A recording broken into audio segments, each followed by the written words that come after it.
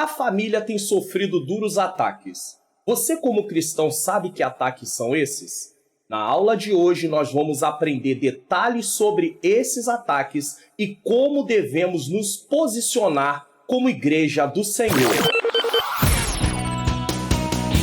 A Palavra de Deus tem o potencial de mudar a vida de uma pessoa, de uma família e de uma nação. Vai começar agora mais uma aula de Escola Bíblica Dominical com o pastor Mário Luna. A paz do Senhor, sejam bem-vindos a mais um EBD Comentado Online. Eu sou o pastor Mário Luna. É com muita alegria, muita satisfação que eu recebo você aqui mais uma vez para assistir esta aula. Ou se você está chegando pela primeira vez aqui no canal, seja muito bem-vindo. Fique até o final, porque eu tenho certeza que essa aula será edificante para as nossas vidas. Nós continuamos estudando a revista do terceiro trimestre de 2022, os ataques contra a Igreja de Cristo, as sutilezas de Satanás nestes dias que antecedem a volta de Jesus Cristo. A palavra que está aí aparecendo em todas as lições é sutileza, palavra-chave. Bom, lição de número 6, será ministrada no dia 7 de agosto de 2022, mas essa aula será liberada no dia 13 de julho de 2022 para você. Uma boa antecedência aí, quase um mês, tá? A sutileza das ideologias contrárias à família. Esse é o tema que nós vamos estudar hoje, tá? E eu quero lembrar a você que a palestra, que não é bem uma palestra, isso foi um curso, né? Deu mais de 10 horas, tá? Investimentos para um casamento saudável já está completa aqui no canal e agora você pode assistir todas as partes. Comece pela parte número 1, compromisso do casal, e termine na parte 6, colheita do casal. Mas além disso, você vai estudar o papel da esposa com a participação da minha esposa, papel do marido, vida sexual do casal e comunicação do casal. Ela é totalmente gratuita. Pastor, não estou precisando, meu casamento está estável, está tudo bem. Então compartilhe na sua rede social, porque tem muita gente precisando, pelo menos saber como começar. Eu não estou dizendo que a palestra vai resolver todos os problemas, mas pode dar uma boa ideia de como começar a resolver os problemas para ter um casamento saudável. Seja um divulgador, seja alguém que fale dessa palestra para que outras pessoas sejam também edificadas, tá? Vamos fazer uma oração. Senhor Deus e Pai, Pai amado e Pai querido, eu quero te agradecer mais uma vez por estar aqui na EBD Comentado Online. Pai querido, essa porta que o Senhor abriu através desse canal aqui no YouTube. Pai querido, eu te rendo graças porque, Senhor, por meio desse canal, vidas têm sido alcançadas não apenas no estado onde eu moro, que é o Rio de Janeiro, não apenas na região onde eu moro, Pai querido, que é na zona norte do Rio de Janeiro, Pai querido, Pai amado, mas tem sido levada a Tua palavra para a região norte, nordeste, centro-oeste, sul e sudeste e mais, até mesmo para fora do Brasil. Então eu quero te agradecer, Senhor. Eu peço que ilumine mais uma vez a minha mente, para que eu ensine as verdades de acordo com como elas estão na Tua palavra. Peço também que o Senhor possa iluminar a mente daqueles que estão assistindo, para que eles possam compreender, para que as verdades sejam aplicadas aos nossos corações. Toma cada família, cada necessidade dessa família, o marido, a esposa, os filhos, abençoa desde já. Toma os professores que me assistem também, ajuda eles, Senhor, nessa missão tão árdua, Senhor, que não é fácil, mas é o Senhor que capacita, é o Senhor que orienta, é o Senhor que ajuda, Senhor. Eu entrego tudo nas Tuas mãos, em nome de Jesus. Amém. Eu quero mais uma vez agradecer a você que está assistindo de todas as partes do Brasil, região norte, nordeste, centro-oeste, sul e sudeste. Não tenho como mandar um abraço para a sua cidade especificamente, mas sinta-se abraçado, você que está aqui dentro do Brasil, em uma dessas regiões que eu falei. Também você que está na Holanda, na Espanha, nos Estados Unidos, Portugal, Bélgica, Japão, Argentina, Itália e Angola. E se está assistindo fora do Brasil, em outro país que não está citado aqui, por favor, deixa aí no seu comentário falando, pastor, eu estou assistindo aqui de tal país, para que eu possa acrescentar ele aqui. Eu sou agradecido, eu louvo a Deus pela vida de cada um de vocês, em nome de Jesus. Eu também quero dizer a você que essa não é uma pré-aula, essa é uma aula completa. Então é uma aula com uma duração bem maior. Se você, para você não ficar assim preocupado, pastor, eu não vou conseguir assistir a aula toda. Então assiste uma parte, depois você assiste o restante, mas assista a aula completa, coloque lá no comentário que ficou até o final. Eu não estou fazendo isso para prender você. Olha, eu aprendi uma coisa nos meus anos estudando a palavra de Deus, pela bondade de Deus. Quem quer aprender precisa gastar tempo. Se você é uma daquelas pessoas que quer aprender sentando 5 minutinhos, 8 minutinhos, 10 minutinhos, 20 minutos, meia hora apenas, e sem compromisso com a questão do tempo, você não vai aprender. Você vai ter sempre um conhecimento superficial. Talvez seja aquilo que possa te dar uma condição aí, te levar à sua vida cristã no dia a dia. Mas para que você possa falar do amor de Deus para outras pessoas, para que você possa ser um professor, ensinar para outras pessoas, você precisa mergulhar. Então aprenda a gastar tempo. É uma vez na semana, você aí tirar, mesmo que a aula dê aí quase as suas 2 horas, caso seja isso, não tem problema, tire a hora, divida o seu horário, administre bem o seu tempo, porque não dá para aprender sem que você possa dedicar tempo. Caso contrário, você não vai aprender, você não vai ter um bom aproveitamento, tá? Vamos recapitular? Nós temos aí estudado durante esse tempo que já começou essa revista, a lição de número 1, as sutilezas de Satanás contra a Igreja de Cristo. Foi uma lição introdutória. Estudamos a lição 2, a sutileza da banalização da graça, uma boa lição. A lição 3, a sutileza da imoralidade sexual. Estão promovendo a imoralidade sexual. Você vê que no Antigo Testamento, Deus fala que o seu povo adulterou contra ele porque foi adorar outros deuses. Então Deus, ele abomina a imoralidade sexual, o adultério em si também, porque Deus considerava a adoração de outros deuses como um adultério espiritual. Então nós, como igreja do Senhor, não podemos nos apropriar e praticar imoralidade sexual, mas ela está aí, livre, tá? A sutileza da normalização do divórcio. Essa lição, ela falou sobre um assunto muito polêmico, muito difícil, e aonde no mundo é uma coisa normal, é natural, entendeu? Antigamente, um processo de divórcio se arrastava às vezes, mesmo quando não tinha muitos bens, por tempo, às vezes por meses, entendeu? 6, 8, um ano e meio. Agora não, mesmo no gratuito, mesmo você recorrendo à justiça, a questão da justiça gratuita, muitos divórcios saem muito rápido. Então há uma normalização para uma desconstrução da família, tá? A lição 5, a sutileza do materialismo e ateísmo. Essa lição, olha, falou poderosamente em relação à necessidade que está havendo de estarmos atentos, querem varrer Deus da mente das pessoas, querem viver o aqui e o agora como se não existisse mais nada. Então é uma lição muito importante. Você não assistiu algumas dessas lições? Assista, volte, não deixe de assistir o conteúdo completo. E hoje nós vamos estudar a sutileza das ideologias contrárias à família. E aí há uma questão. A lição de hoje ela tá interligada à lição 3, a sutileza da imoralidade sexual, a lição 4, a sutileza da normalização do divórcio, e a lição 5, a sutileza do materialismo e do ateísmo. Então, se você é aquela pessoa que pula lições, você vai ter sérios problemas, porque você não vai ter uma compreensão completa, tá? Texto áureo, vamos lá? E disse o Senhor Deus, não é bom que o homem esteja só, far-lhe-ei uma adjutora que esteja como diante dele. Gênesis 2:18. Verdade prática. Dentre os muitos perigos que a sociedade contemporânea enfrenta, estão aqueles de natureza ideológica que planejam destruir a família. É algo ideológico que é propagado, implementado e depois propagado. Há uma doutrinação e nós temos que ter cuidado. Leitura bíblica em classe está em Gênesis capítulo 2, do 18 ao 24, e vamos fazer essa leitura. Versículo 18. E disse o Senhor Deus, não é bom que o homem esteja só, far-lhe-ei uma adjutora, como far-lhe-ei uma adjutora que esteja como diante dele. Havendo, pois, o Senhor Deus formado da terra todo animal do campo e toda ave dos céus, os trouxe a Adão para este ver como lhe chamaria. E tudo o que Adão chamou a toda a alma vivente, isto foi o seu nome. E Adão pôs os nomes a todo gado, e às aves dos céus, e a todo animal do campo, mas para o homem não se achava adjutora que estivesse como diante dele.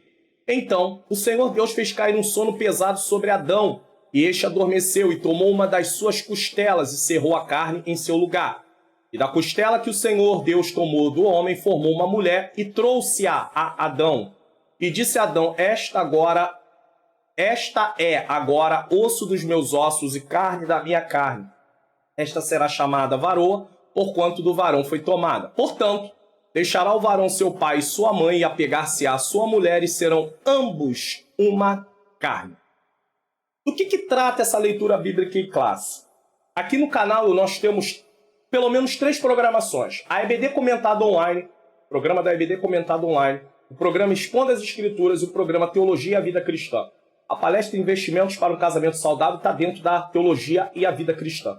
Então, nós temos o Expondo as Escrituras, onde eu leio o texto, eu explico o texto e eu tiro as aplicações em relação ao significado do texto. Tem muito conteúdo aqui para você aprender, para você estudar, porque se você estuda mais, você vai ter sempre aplicações mais ampliadas para fazer nas suas aulas, nas pregações ou no seu dia a dia. Se você tem pouco conhecimento da palavra de Deus, você vai estar sempre repetindo as mesmas coisas, e não que isso seja errado, mas você pode ampliar isso vai te ajudar mais a tratar de outros assuntos. Então aqui no Expondo as Escrituras tem muito conteúdo para você poder estudar, para você aprender. E foi colocado dentro do programa Expondo as Escrituras a exposição das leituras bíblicas em classe, das aulas. Então, essa aula de hoje, ela foi para o programa Expondo as Escrituras, que já está gravada no canal, para você poder assistir e entender a leitura bíblica em classe, que é essa aqui, ó, explicando a leitura bíblica em classe da lição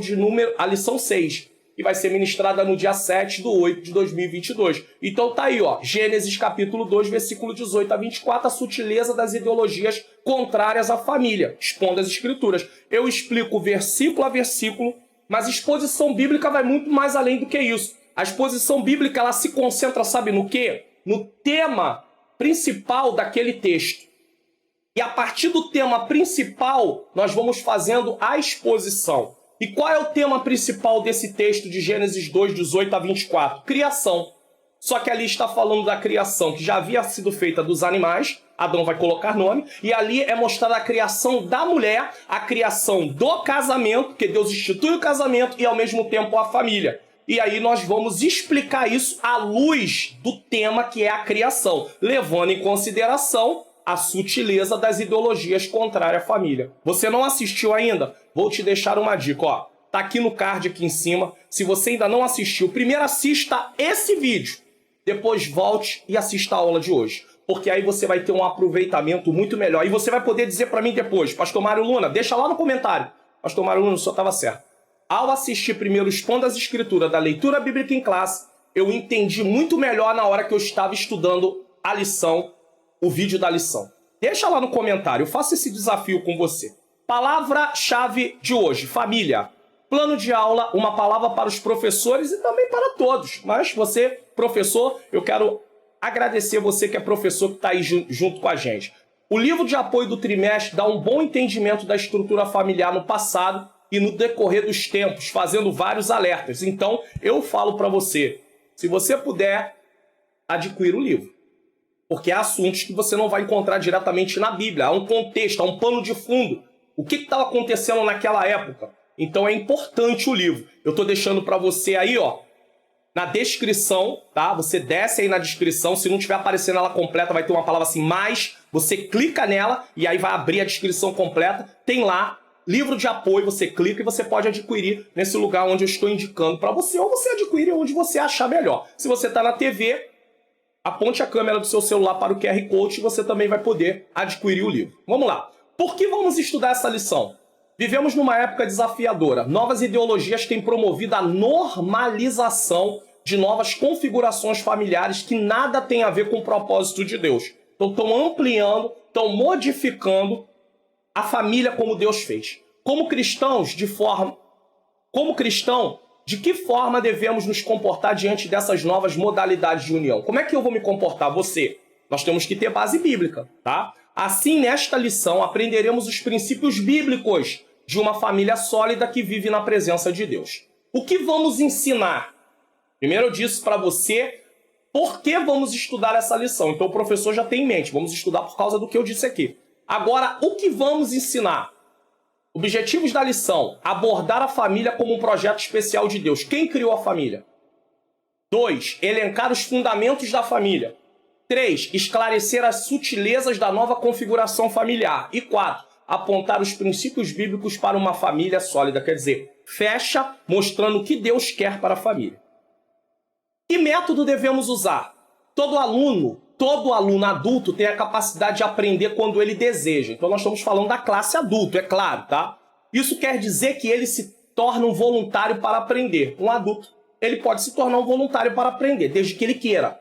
Por outro lado, nós professores precisamos planejar, estruturar, pensar bem as nossas aulas. Por isso que você estuda antes para você poder ministrar a aula. Como professores, o que vai atrair a atenção de nossos alunos é a qualidade das nossas aulas. Você precisa se preocupar com a qualidade da sua aula. Você não vai convencer o aluno, você não tem poder de transformar o aluno, mas está na sua mão como professor fazer o máximo que você pode. Se preocupar com a qualidade da aula que você está ministrando, para que possa haver um bom aproveitamento. Os próprios alunos, preste atenção nisso aqui, tá? Os próprios alunos, quando começam a aprender, acabam falando para outros membros que nem participam da EBD que as aulas estão edificantes. E assim é feita uma divulgação boca a boca. É o que nós chamamos de marketing.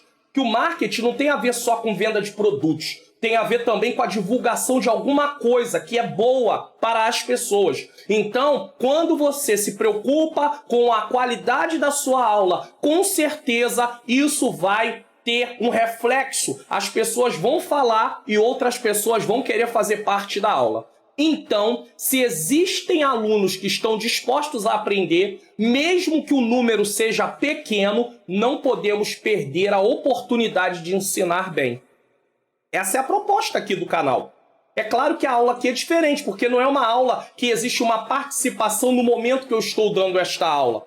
Mas na sala de aula, você vai dar uma aula onde o aluno também tem a sua participação. E isso é importantíssimo. É visando isso, o aperfeiçoamento do professor, o preparo do professor, que eu estou trabalhando em cima de lançar um curso de preparação e aperfeiçoamento de professores de escola bíblica dominical. Vai orando, porque vai chegar esse material para que você possa adquirir. Vai orando em nome de Jesus. É claro que vai existir um custo, não tem como, tem que se tirar horas e mais horas estudando, pesquisando, mas eu sei que vai ser algo acessível a você poder adquirir e vai ser bom para o seu aproveitamento, tá bom? Seja você professor de adulto, de classe de adulto ou não. Se prepare como se estivesse dando aula para 100 alunos ou mais. Que isso, pastor?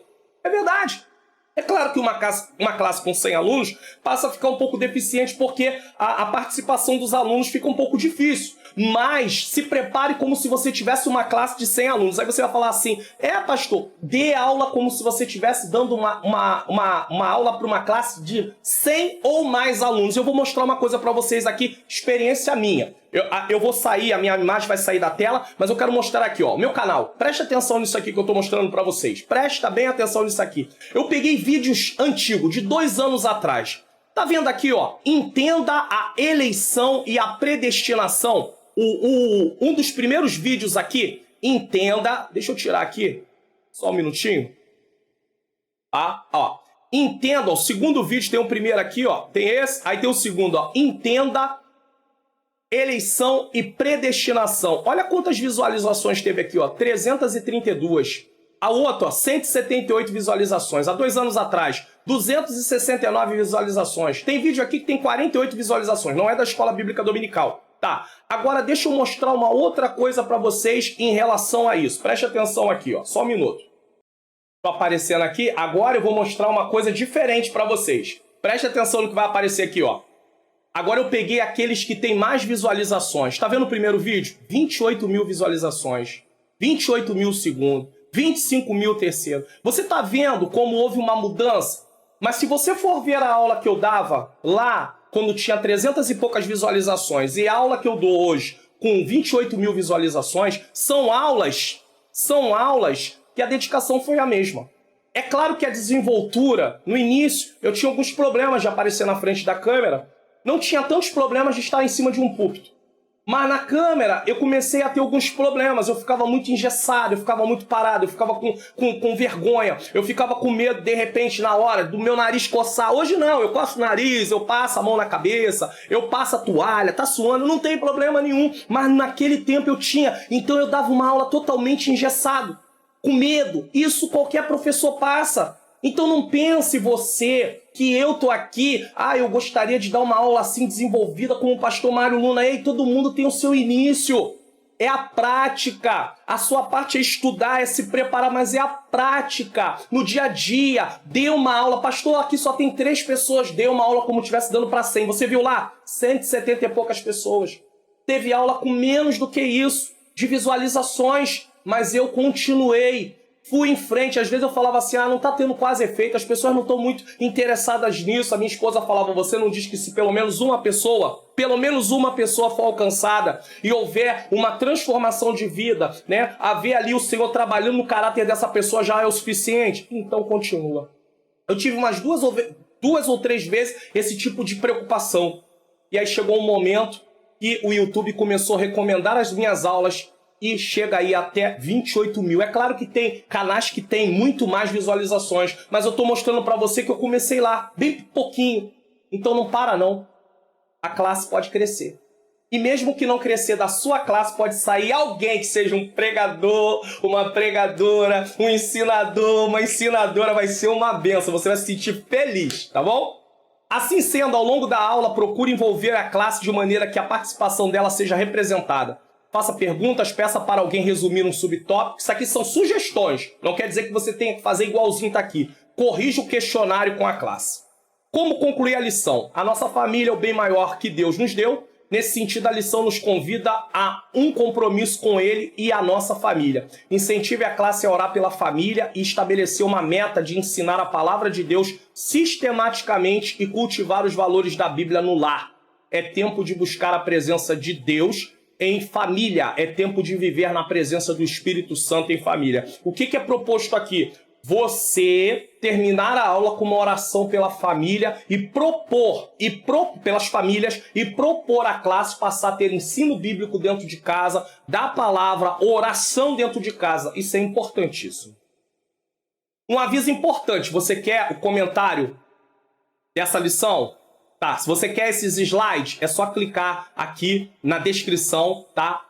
Se de repente ela não aparecer completa, você clica no mais, vai abrir. Vai lá embaixo, vai ter lá, faça download. Pastor, eu fico com dúvida, eu quase não consigo fazer isso. Tem um vídeo aí no canal recente falando como fazer download, tá? Deixa eu ver se aparece aqui esse vídeo, só para você poder saber aonde ele está aqui. Espera aí, só um minuto aqui. Deixa eu buscar aqui essa informação para ver se ele está aqui aparecendo aqui, ó. Tá aqui, ó. Aprenda a baixar os arquivos em PDF, ó. Eu estou colocando a setinha em cima, muda, tá? Aprenda a baixar os arquivos em PDF. Tá aqui. Então, não deixe, se você não sabe como fazer, não deixe de assistir esse vídeo. Você vai aprender gratuitamente. Se você está na TV, aponte a câmera do celular para o QR Code.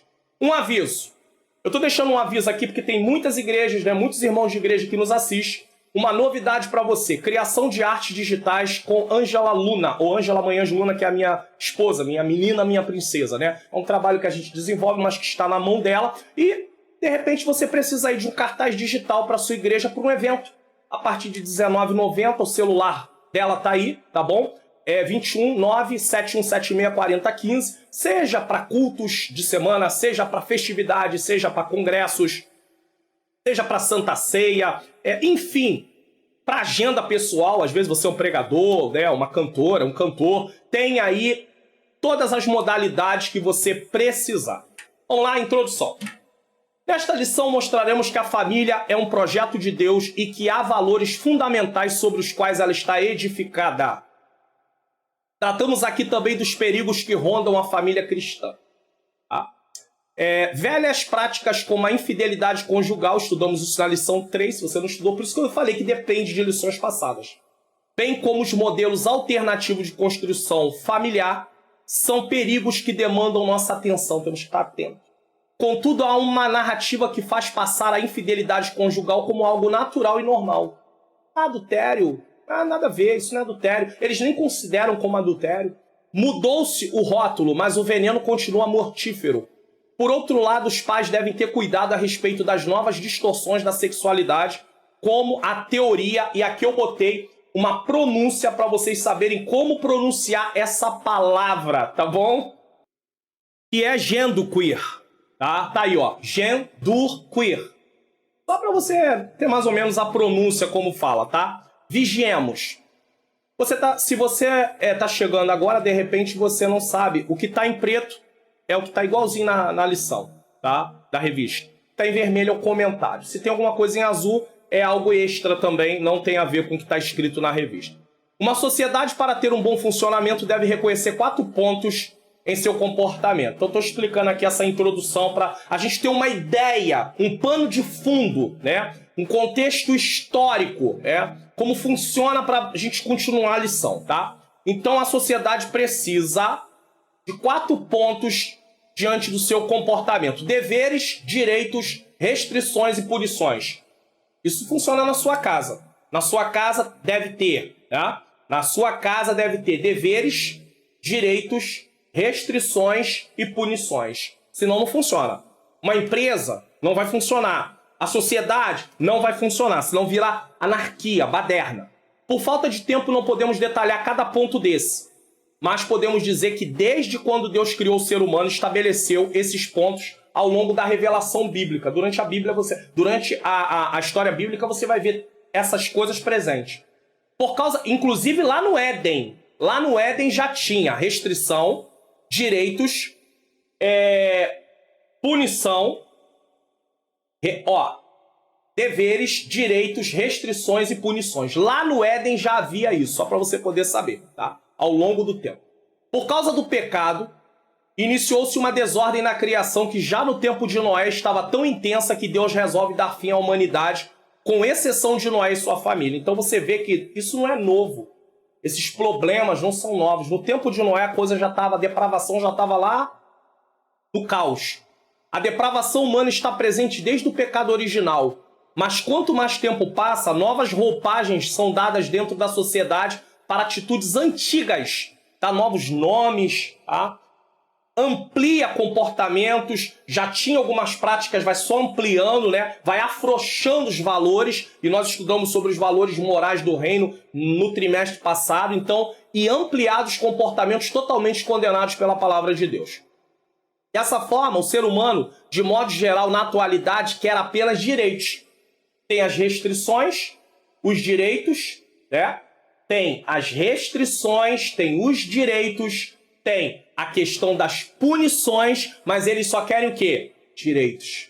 Deveres, direitos, restrições e punições. O que eles querem? Direito, só direito. Deveres eu não quero. Quero direitos. Restrição eu não quero. Punição eu não quero. Eles recusam deveres, restrições e muito menos punições. Lutar por direitos não é algo errado. Guarde isso. Lutar por direitos não é algo errado. Desde que esses direitos sejam legítimos. O grande problema, aí alguém vai dizer, não, mas é legítimo. Legítimo baseado em quê? Nas suas ideias? No seu coração? Não. São legítimos se são baseados na palavra de Deus. O grande problema é que muitos desses direitos em relação ao casamento e família reivindicam práticas que fogem absurdamente do propósito de Deus em ter criado o homem e a mulher. Nós não estamos aprendendo essa lição de hoje para você sair por aí discriminando pessoas, maltratando pessoas que têm ideias dentro dessas ideologias. De forma nenhuma. A igreja não pode discriminar, a igreja não pode desfazer, a igreja não pode maltratar. Ela apenas vai se posicionar, ela apenas vai mostrar o que a palavra de Deus ensina. Mas ela não tem direito de discriminar, de desfazer, de isolar no sentido de tratar a pessoa como se a pessoa fosse alguém que não merecesse nenhuma consideração no sentido de ser humano.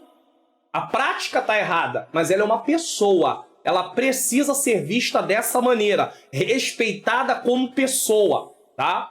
Então preste atenção, os homens ou tentam criar um Deus, por isso ficou entre aspas, Deus minúsculo, que em nome do amor que sente por eles, permite tudo. Eles defendem um Deus assim, Deus me ama, então eu posso fazer o que eu quiser, tá? E sabemos que amar não é aprovação de conduta. Você pode amar e não aprovar a conduta. A Bíblia diz que Deus amou o mundo de tal maneira que deu seu Filho. Ele amou, mas não quer dizer que ele aprova a conduta da humanidade, que está longe de Cristo, longe dele, de forma nenhuma, tá? Então amor não é aprovação de conduta. Então ou eles creem nesse Deus, que não é o Deus da Bíblia, que o Deus da Bíblia é amor, mas também é justiça, ou eles varrem Deus de suas vidas ao ponto de decretarem a morte de Deus. Que isso, pastor? No início da Idade Moderna, onde a ciência começou a prevalecer, a razão, eles decretaram, naquele tempo, muitos, a morte de Deus. Por isso que tem até o filme Deus Não Está Morto, e por aí vai. Nas escolas, muitos são materialistas, ateístas, neoateístas, e tentam doutrinar, mostrar que o homem é produto de uma cadeia evolutiva, e por aí vai. Por isso que eu disse que a lição também depende essa lição de hoje, 6, depende da lição 5, materialismo e ateísmo. Tá aí, ó, na Idade Moderna, como vimos na lição 5, a razão é algo bom quando usada da forma correta. Passou a predominar por causa da ciência e por isso tudo que fosse matéria era e é descartado. Tudo que não fosse matéria era e é descartado. Deus é espírito, então tá fora. Milagres não podem ser explicados porque não estão no campo material, então tá fora. Tudo que for, aí eles leem a Bíblia como um livro comum, tá? Histórico, mas tudo que é milagre tira. A própria morte, ressurreição de Cristo, tá fora. Tá tudo fora. Por quê? Jesus, eles não acreditam que Jesus ressuscitou. Então o materialismo apregou a isso. Ou seja, tudo que for sobrenatural não tem lugar na vida humana. O materialismo, o ateísmo, o neoateísmo e demais correntes proclamam isso. Mas tentar varrer Deus de suas vidas é algo novo? Deixa eu te perguntar, veio da Idade Moderna? É claro que não. Desde que o pecado entrou na humanidade, presenciamos isso. Paulo, ao escrever sua carta aos Romanos, cita no capítulo 1 que, por rejeitarem a Deus, ele os entregou às suas próprias paixões. E assim se afundam cada vez mais em sua depravação. Isso foi falado na lição 5. E tem um expondo as escrituras de Romanos capítulo 1, a partir do versículo 18. Detalhando isso. A lição 3 também tem um expondo as escrituras sobre a imoralidade sexual, detalhando isso. E a própria lição detalha isso, tá? Os homens que se comportam assim foram criados à imagem e semelhança de Deus, mas estão desfigurados por causa do pecado original, e nós também estávamos, tá? Não é só eles que estão, não. Nós também, antes de Jesus, também estávamos. E avançam a todo custo para varrer qualquer semelhança com o Criador em busca de prazeres e satisfação. Porque quanto mais o homem se afunda no pecado, mais a imagem de Deus fica desfigurada nele. Ela não é removida totalmente, que o homem foi feito à imagem e semelhança de Deus. Mas ele fica totalmente desfigurado por causa de querer mais e mais se afundar no pecado. Esse é o contexto da nossa atualidade, que a igreja precisa conhecer, está conhecendo, estudando. Em todas as lições. Se preparar e se posicionar contra tais comportamentos. E não contra as pessoas. Não contra as pessoas. As pessoas não são suas inimigas. O comportamento é contra a palavra de Deus. Nós nos posicionamos contra os comportamentos, não contra as pessoas, tá? Então, e não contra as pessoas que são alvo do amor de Deus para receberem a salvação ao crer e se arrepender de seus pecados, assim como um dia aconteceu conosco. Nunca podemos nos comportar com um ar de superioridade, pois ainda que não praticávamos essas coisas, quando não éramos cristãos, éramos também filhos da ira e da desobediência, culpados e condenados antes de aceitarmos a Jesus. Que tenhamos isso sempre em mente. Sabe uma das coisas que atrapalha muito no nosso dia a dia como cristão em relação a essas coisas? Por exemplo, alguém que está na vida da prostituição abertamente, que vende corpo, alguém que aderiu à questão de relação com o mesmo sexo. Sabe qual é o nosso maior problema? Alguns de nós, às vezes, se comportam de uma forma como se nós fôssemos melhores. E não somos. Antes de Jesus, nós estávamos no mesmo lugar, condenados da mesma forma. A condenação era para todos. Romanos 3:23. Todos. todos pecaram e destituídos foram da glória de Deus. Todos pecaram. Não foi 1, 2, 3. Todos pecaram. O pecado original começou com Eva, aí Adão peca, né? A gente fala sempre Adão porque Adão é o cabeça, foi aquele que foi criado primeiro. Por isso que a palavra sempre fala do Adão em primeiro lugar, né? Então, começando ali em Adão e Eva, e depois se estendeu para toda a raça humana porque somos descendência deles. É simples assim. Então, não podemos ter um ar de superioridade. Quando você ver alguém que está em práticas erradas, lembre-se que um dia, ainda que você não praticasse aquilo que eles praticam, você estava na mesma posição que eles, condenados. Olha o que a Bíblia diz em Romanos 8:1. Nenhuma condenação há para os que estão em Cristo Jesus. Antes de Cristo, você estava condenado, eu estava condenado. Então vamos parar de achar que somos melhores do que alguém, porque não somos. Ah, mas eu não fazia isso. Não importa, era condenado. Ia para o inferno também. E a gente parece que está querendo mandar as pessoas para o inferno e não entendendo que você também ia para o inferno. Eu também ia para o inferno. Eu iria para o inferno se Jesus Cristo não fosse alcançado por Cristo. Então essas pessoas precisam da pregação do Evangelho. Falar do amor de Deus. Pastor, mas tem muitas pessoas que não querem. Aí você vai só orar. Mas você não pode discriminar, não pode ter ar de superioridade. Não pode... Às vezes o seu olhar, o seu comportamento corporal... Aprenda uma coisa, você fala com atitudes, você fala com gestos do corpo também, sabia? Você pode não abrir a boca, mas através da gesticulação você pode emitir opiniões. E aí você é preconceituoso sem falar, mas dá para perceber o seu preconceito. Pode parar com isso, você é cristão. Cristão não pode ter preconceito nesse sentido de desfazer das pessoas. Não é abonar suas condutas, mas é desfazer das pessoas. Quer ver um problema? Deixa eu ampliar aqui. Às vezes na casa de um cristão, infelizmente, acontece de um filho decidir querer viver um relacionamento com a pessoa do mesmo sexo. E aí gente da própria igreja condena a mãe, o pai, porque continuam amando o filho. Não, você tem que deixar pra lá, larga pra lá. Não. Os pais não vão acatar esse comportamento dentro da casa deles. Isso é verdade, que eles são cristãos. Se ele tem esse comportamento lá fora, é uma coisa. Mas ele mora ali dentro ainda, tá? Às vezes há situações assim. E aí, alguém quer condenar os pais por amar os filhos. Ei, amor não é aprovação de conduta. Tá vendo por que é importante estudar? Tem muita coisa que a gente acha que tá errada. Então, quando você estuda, você é liberto dessas correntes do achismo. Ah, eu acho. Você acha? Mas a Bíblia diz isso. É assim mesmo. Amor não é aprovação de conduta. Então uma mãe pode continuar amando o filho sem aprovar a conduta dele. Um pai pode continuar amando o filho sem aprovar a conduta dele. Agora, se você vai ficar julgando alguém que tem em casa um filho ou uma filha que entrou por um caminho desse só porque ele ama ou ela ama o seu filho, você está não tendo uma conduta adequada cristã. Porque não é isso que Deus te chamou para fazer. Tópico 1. Família, projeto de Deus. Nesse tópico será abordado no subtópico 1 a criação e o projeto em relação à família. E no subtópico 2 sobre a importância e o perigo de novas configurações propostas para a família. Então, nós estudamos a introdução, todo esse plano de fundo. Você pode dividir a lição. Eu vou assistir primeiro essa parte da introdução, outra hora eu assisto o tópico 1, outra hora eu assisto o tópico 2, só que você vai acabar, daqui a pouco você não vai assistir nada. Então, pega firme. Vamos lá. Em nome de Jesus você termina. Para a glória de Deus, tá bom? E depois coloca lá no final. Assistir até o final, tá bom? E no subtópico 2 sobre a importância e o perigo de novas configurações propostas para a família.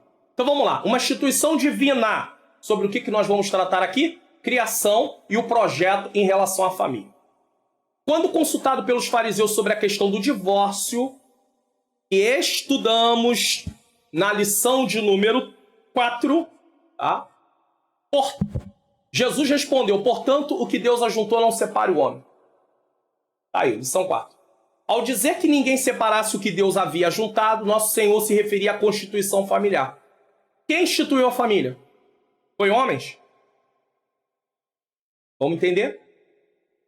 E mais, com essa fala, Jesus reconheceu que a família é uma instituição o quê? Divina. Se foi Deus que instituiu, não pode ser desfeito por homens. Foi Deus e não o homem que a criou. A família, portanto, é a criação de Deus. Esse fato mostra a importância que a família tem no projeto de Deus para a humanidade. Ora, ele tem um projeto para a humanidade e nele Deus inclui a família. Ele tem um plano para a igreja e nele Deus também inclui a família. Deus criou uma base, família.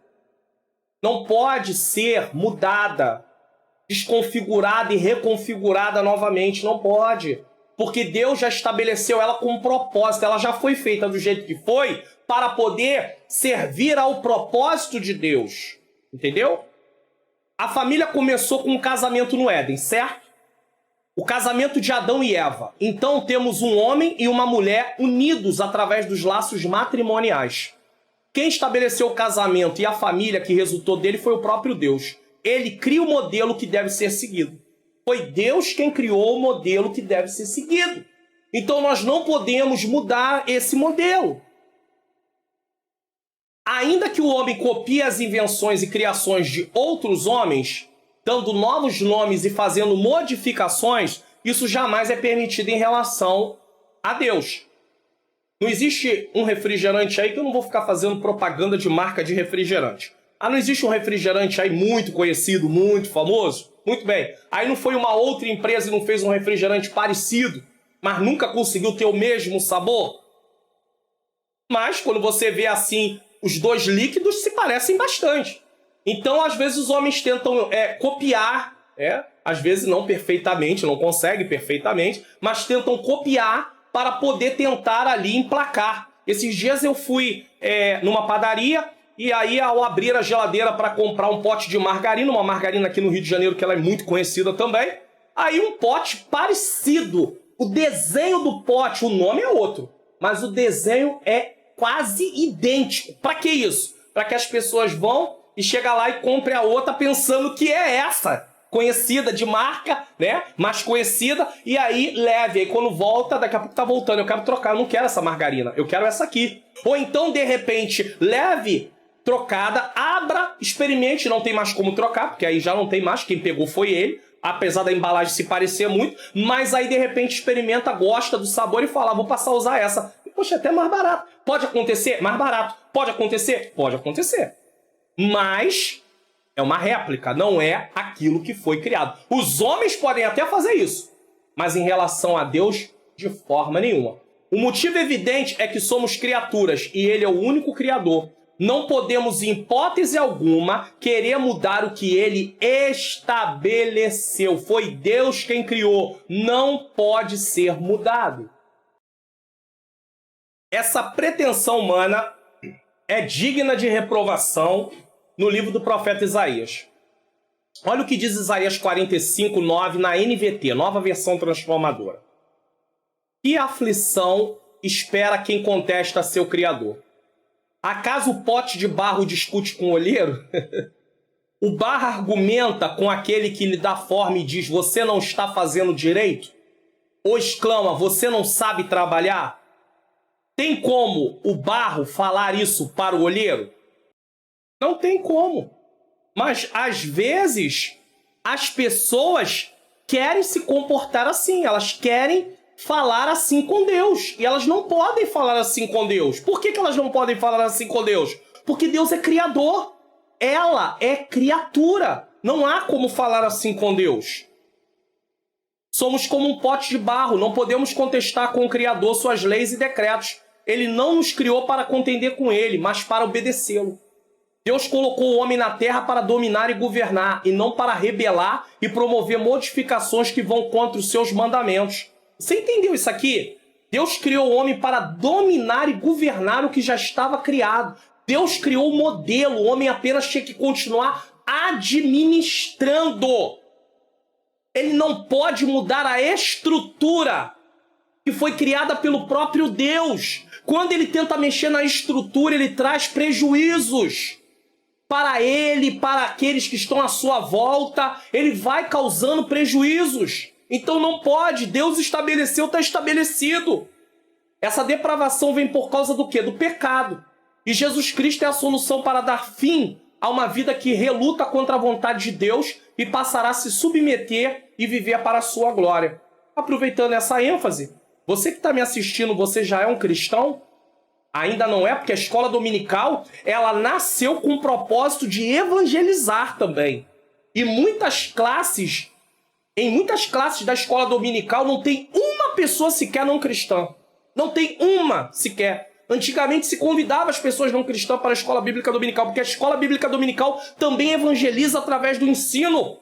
Então fica um alerta para você que está assistindo, convide pessoas não evangélicas para participar da sua aula de escola bíblica dominical. Você que é professor, você que é aluno, igreja de Deus, igreja de Cristo, leve pessoas. Então se você está assistindo e não é cristão, você pode levantar suas mãos para Cristo agora. Quer receber Jesus? Receba Jesus como seu único e suficiente Salvador. Depois procure uma igreja evangélica mais próxima da sua casa e diga: pastor, lá eu aceitei Jesus numa aula da escola dominical lá na internet. O pastor falou para vir aqui procurar o senhor e perguntar o que eu tenho que fazer. Ele vai te dar as devidas instruções. Se você está distanciado da presença de Deus, você até já sabe o que você precisa fazer. Procure a igreja lá e vamos nos reconciliar. Vá se reconciliar com o Senhor, é importante. 2. A célula máter da sociedade. O que é isso? No contexto social, a família é a primeira instituição a ser estabelecida. Ou seja, ela começa uma sociedade. Gênesis 2:24. Assista o Expondo as Escrituras com um vídeo complementar da leitura bíblica em classe para entender melhor isso. Assista, você vai entender melhor isso.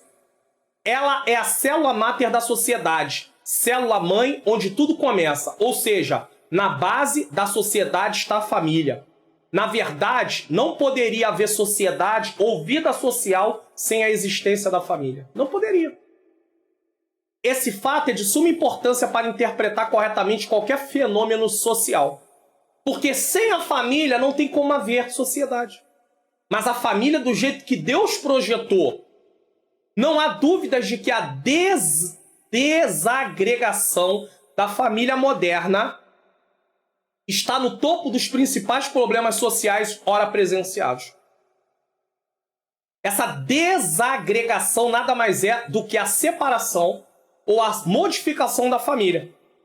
Deus cria, traz uma configuração, estão mudando a configuração. Estão tirando a estrutura familiar. Eles tentam desconfigurar a família no modelo criado por Deus e estabelecer um novo modelo criado por eles, de forma que não haja um padrão absoluto. Vale tudo desde que seja em nome da satisfação, do prazer e da felicidade.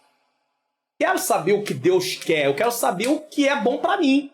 Sabe o que propaga muito isso? O humanismo. O homem no centro. Eu vou falar disso aqui. Aguenta aí. Só um pouquinho. Só um pouquinho. Para você poder ter um entendimento sobre essa situação. Vamos lá. Vale tudo desde que seja em nome da satisfação, do prazer e da felicidade. É justamente aqui que está um grande problema para a igreja diante de uma sociedade que apela para tais comportamentos. É um grande problema. Porque eles querem mudar uma coisa que já está estabelecida. Em sociologia, porque falou de sociedade, então deixa eu explicar o que é sociedade. Em sociologia, uma sociedade é um grupo de indivíduos se relacionando a fim de conseguir preservar seus objetivos comuns. A fim de fazer o quê? Conseguir o quê? Preservar. É uma definição, entre muitas, tá bom? De sociedade. Tá? Preservar seus objetivos comuns. Lembra que foi falado logo nas primeiras lições, na primeira lição, sobre os valores judaico-cristão, que eles eram mais presentes na sociedade ocidental? Eu mostrei até um mapa mostrando uma divisão no globo, a parte de cá do mapa falando do Ocidente, a parte das Américas, tudo direitinho, e a parte de lá mostrando mais uma questão do Oriente, só para você saber o que é ocidental. Lembra que eu falei que os valores judaico-cristãos estavam mais inseridos nessa sociedade? Lembra? Então, era um bem comum. Objetivo comum. Só que com o passar dos anos, o que aconteceu? Tem se mudado isso. Materialismo, o ateísmo, o humanismo, tudo ismo, né, nesse sentido, tá? Tem promovido uma mudança. Ou muitos ismos, né? Tem promovido uma mudança. E é aqui que tem um grande problema. Porque eles querem promover uma mudança que vai desconfigurar, desconstruir aquele modelo que Deus estabeleceu. Se Deus é Deus, ele sabe por que estabeleceu da forma que estabeleceu. A questão dentro dessa definição de sociedade é que a igreja está inserida dentro de uma sociedade que não teme a Deus e que tem valores que não se baseiam na palavra de Deus. Paulo, ao escrever aos Romanos, diz para eles não se conformarem com o mundo, Romanos 12:2. Isso quer dizer não viverem segundo os padrões do mundo. No original, a palavra usada é molde, se amoldar, se tornar semelhante. Para o mundo o adultério é algo normal. Para a igreja é normal? Claro que não. Para o mundo a fornicação é algo normal. Para a igreja é normal? De forma nenhuma. Para o mundo o relacionamento de duas pessoas do mesmo sexo é algo normal. Para a igreja é normal? De forma nenhuma. Para o mundo o divórcio é algo normal. Para a igreja é normal? De forma nenhuma. Não é normal. Há até alguma cláusula de exceção que nós estudamos na lição de número 4.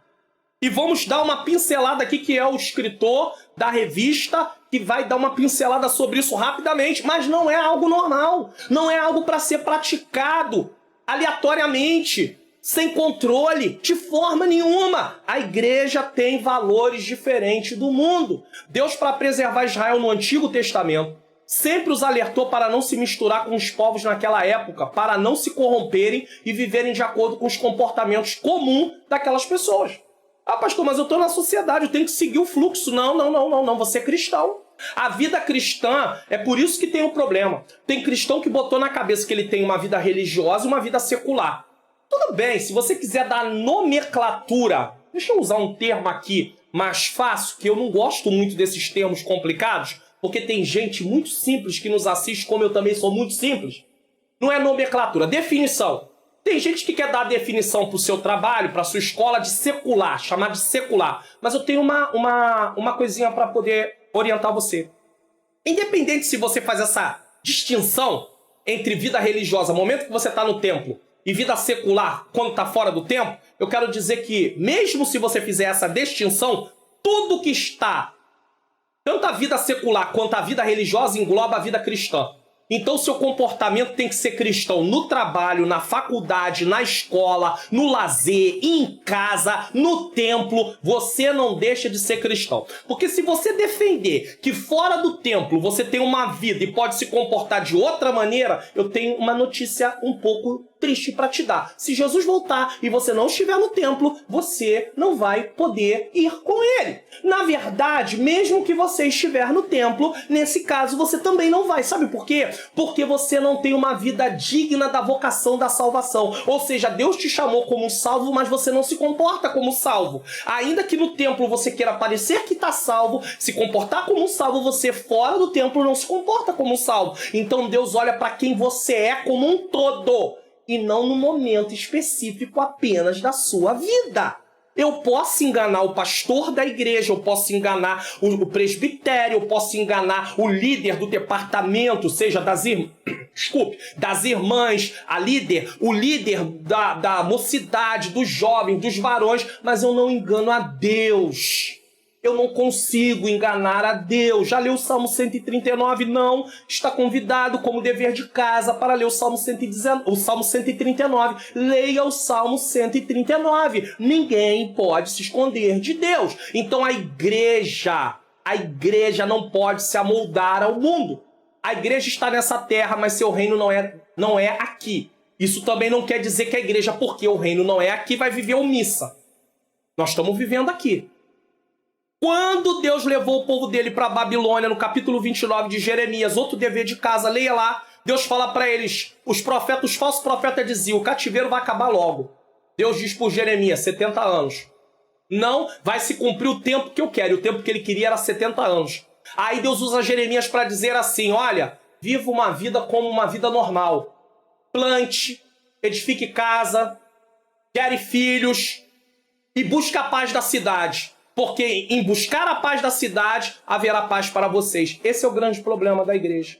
Muitos de nós não queremos nos preocupar e nos posicionar e nos preocupar em algo estar melhor. no sentido de estarmos aqui nessa terra. Ah, não, nós não somos daqui, Jesus vai voltar. Tá, Jesus vai voltar, mas enquanto estamos aqui, temos trabalho para fazer, temos vida para viver. Você precisa trabalhar, você precisa estudar, você precisa buscar ao Senhor a todo momento. Então você tem uma vida aqui, você tem que se preocupar com o que está acontecendo. Como é que você vai usar a palavra de Deus para combater as sutilezas do inimigo se você não sabe nem que tipo de sutileza está em curso?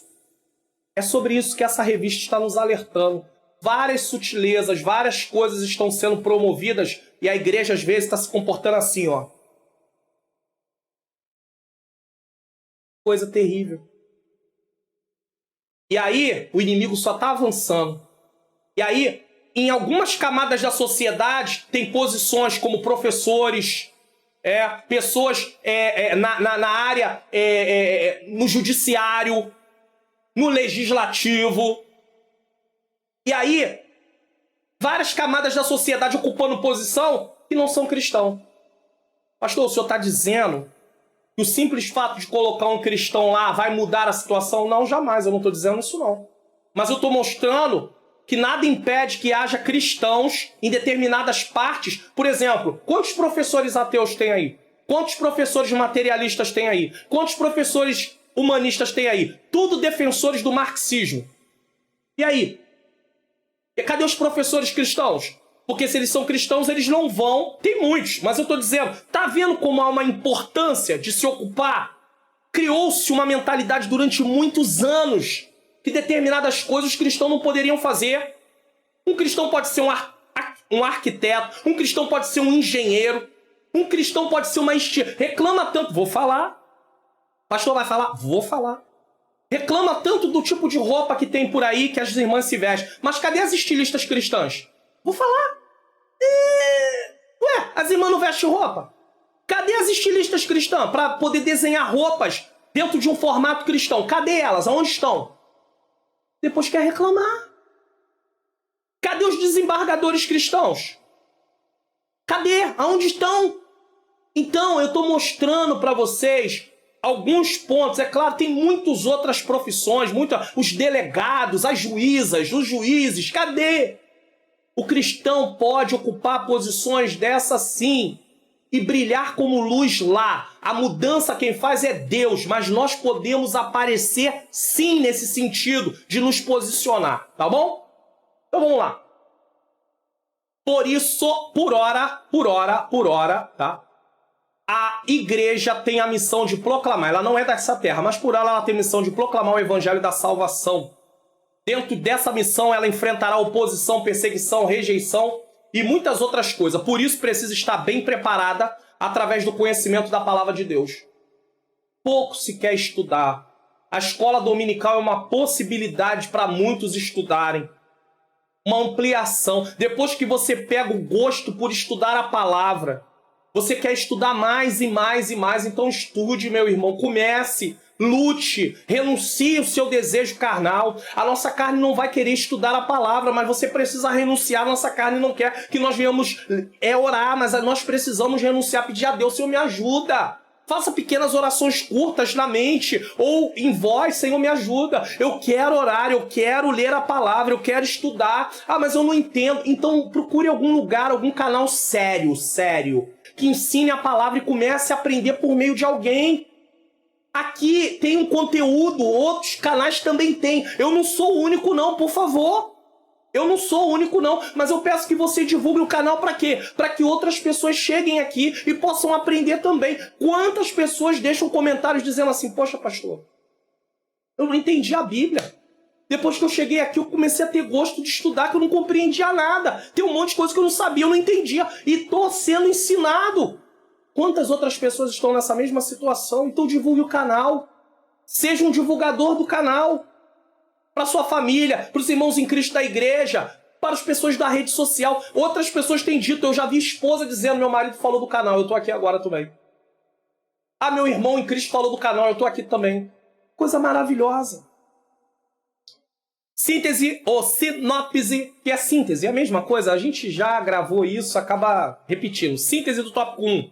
A família é uma instituição divina, concorda? Sim. E por isso é a célula máter da sociedade. É o que dá base, é o que começou. Tá gostando do conteúdo da lição? Eu já falei tudo que precisa ser feito. Então tá aí, ó. Divulgue, se inscreva, ative o sininho, comente. De que lugar do Brasil? O que você tá achando da aula? O que você tá achando da aula? Se ficou até o final, deixa o like. Não esquece do like, não. E compartilha essa aula. Tá na TV? Tá aí o QR Code para você poder se inscrever. Na verdade, o QR Code fica o tempo todo na tela. Aqui, esse que tá em cima de mim aqui, ó. É um QR Code para se inscrever também, ó. Tá aqui, ó. E siga e receba uma mensagem diária de ânimo para o seu coração com a minha menina princesa, minha esposa, Ângela Luna, que tem conta no Quai. Ela tem um canal no Quai, onde ela grava vídeos curtos com uma mensagem bíblica. Pastor, não tenho Quai. Amém. Provavelmente você tem um Instagram. Se você tem um Instagram, ela publica esses vídeos também no Instagram. Ângela Manhãs Luna. E diga que você está chegando lá porque eu indiquei. Inclusive, eu quero agradecer a vocês que já se inscreveram lá no canal dela, no Quai, ou no Instagram, tá? E já disseram lá, vim porque o pastor Mário Luna, já tem gente indo. Então, eu quero agradecer a vocês e tenho certeza que vocês vão ser edificados também em nome de Jesus.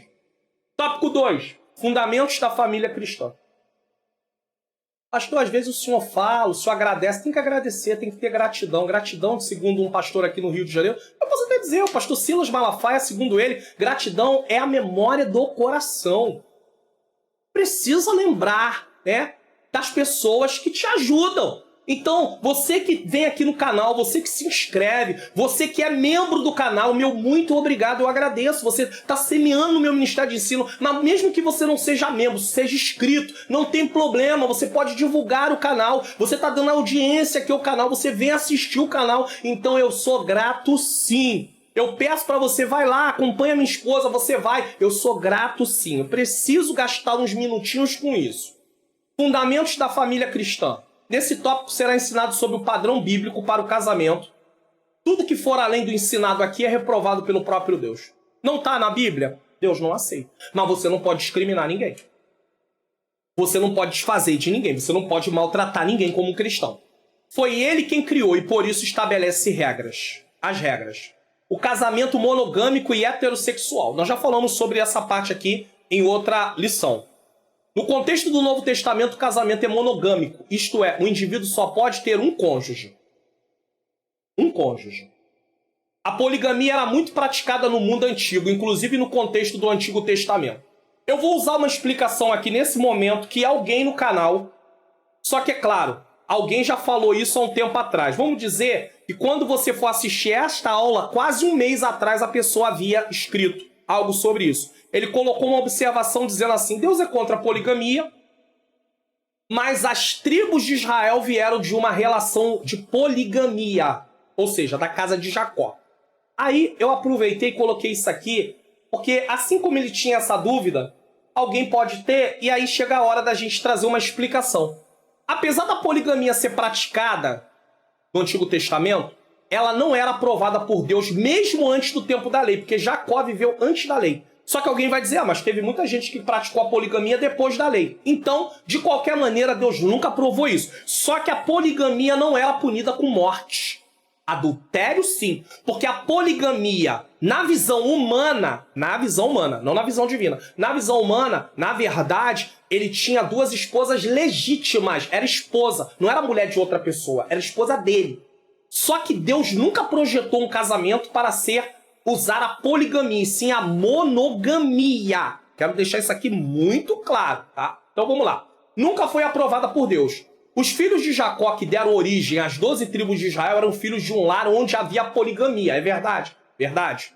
Jacó tinha duas esposas e duas concubinas que serviam também como esposa. Então, na verdade, ele tinha 4 mulheres. É verdade? É verdade. É verdade que Jacó não intencionava casar com 4 mulheres? Ele queria só Raquel? É verdade. Só que a poligamia aconteceu na vida dele e isso não justifica dizer que não era a intenção dele. Não é porque não vemos o texto da Bíblia algum tipo de punição enviada por Deus que as punições não aconteciam. Você precisa entender que consequências pelos nossos atos, de uma forma ou de outra, já vem como uma punição. Lembra que eu falei que é preciso, para funcionar uma sociedade, de deveres, direitos, restrições e punições. Você lembra que eu falei isso agora há pouco? Tá? Deveres, direitos, restrições e punições. Não é porque a Bíblia diz, não é porque a Bíblia não diz claramente que houve punição, que não houve. Porque havia restrição. Casamento é monogâmico. Quem desobedece isso acaba passando por algum tipo de punição, mesmo que a Bíblia não diga isso, que são as consequências que a pessoa traz para sua vida. E é isso que aconteceu na vida de Jacó. Quer ver aqui? Ó, não é porque não vemos no texto da Bíblia algum tipo de punição enviada por Deus que as punições não aconteciam. Não era relatado assim, e Deus cobrou de Jacó. Mas isso não quer dizer que não houve problemas na vida de Jacó. Olha aqui, ó. Podemos ver a desordem do lar de Jacó. Podemos ver na desordem do lar de Jacó as consequências desse tipo de prática, poligamia. Não havia, por exemplo, unidade no lar de Jacó. Vamos para um outro caso da Bíblia, depois da lei, Eucana. Segundo a lei local da época, não a lei de Deus, a lei local, quando um homem tivesse uma mulher estéril para cumprir a ordem de procriação e da família se perpetuar, a família daquela pessoa se perpetuar, era permitido, segundo eles, era permitido um novo casamento com uma mulher para dar descendência para aquele homem, para aquela família. Então, acredita-se que a primeira esposa de Eucana era Ana. E Penina entrou na situação porque Ana era estéril. É verdade que Isaac tinha uma esposa estéril, que era Rebeca, ele orou durante muitos anos e Deus abriu a madre de Rebeca. É verdade que Abraão tinha uma esposa também que era estéril, que era Sara, e acabou ouvindo a voz da sua mulher e teve um relacionamento sexual com Agar, sua serva, tá? Para poder gerar um filho, e não era esse o filho da promessa. Isso trouxe um problema, e até nos dias de hoje há um problema lá entre os árabes e os israelitas. Até hoje há essa briga, esse desentendimento. Só que no caso de Eucana, ele toma uma segunda mulher, segundo os estudiosos. E aí tem lá Penina. Mas o texto não diz que Deus cobrou, que Deus fez, aconteceu, o texto diz isso? Não diz. Porém, você já viu o problema que tinha dentro do lar de Eucana? A situação que ele vivia? O conflito de Penina com Ana? Penina ali naquela situação? Porque ela também se considerava esposa. Você não pode negar isso. Diante daquela lei humana, ela era esposa. Então ela teria os mesmos direitos de Ana. Mas o texto fica bem claro. E Eucana amava quem? Ana. Se ele tinha duas esposas, ele precisaria amar as duas, se fosse o caso. Tá? Ele não tinha duas esposas, mas ele amava quem? Ana. E Jacó amava quem? Raquel. Porque o nosso amor é concentrado em uma pessoa. A outra pessoa ela vai acabar ficando de fora. Aí hoje estão desconfigurando a família, o casamento, e alguém diz, eu amo duas pessoas da mesma forma. Como? Como? Ah, só eu sei. Deus não criou você para amar dois cônjuges ao mesmo tempo. Então, trouxe consequências? Trouxe. A Bíblia não fala da punição, mas as consequências, querendo ou não, são punições. Então está respondido. Deus não concorda, não está escrito que Deus cobrou, mas está visto no texto as consequências de seguir o caminho que Deus não planejou. Cuidado com esses caminhos. Contudo, no Novo Testamento, o princípio da monogamia não era apenas ensinado, mas sobretudo exigido. No Antigo Testamento era só ensinado. No Novo Testamento exigido para os obreiros da igreja. Presbíteros, pastores, evangelistas, servos de Deus, todos eles era exigido. A poligamia, portanto, deve ser rejeitada como uma forma distorcida e pervertida da construção familiar. Vamos lá para uma informação importante para você.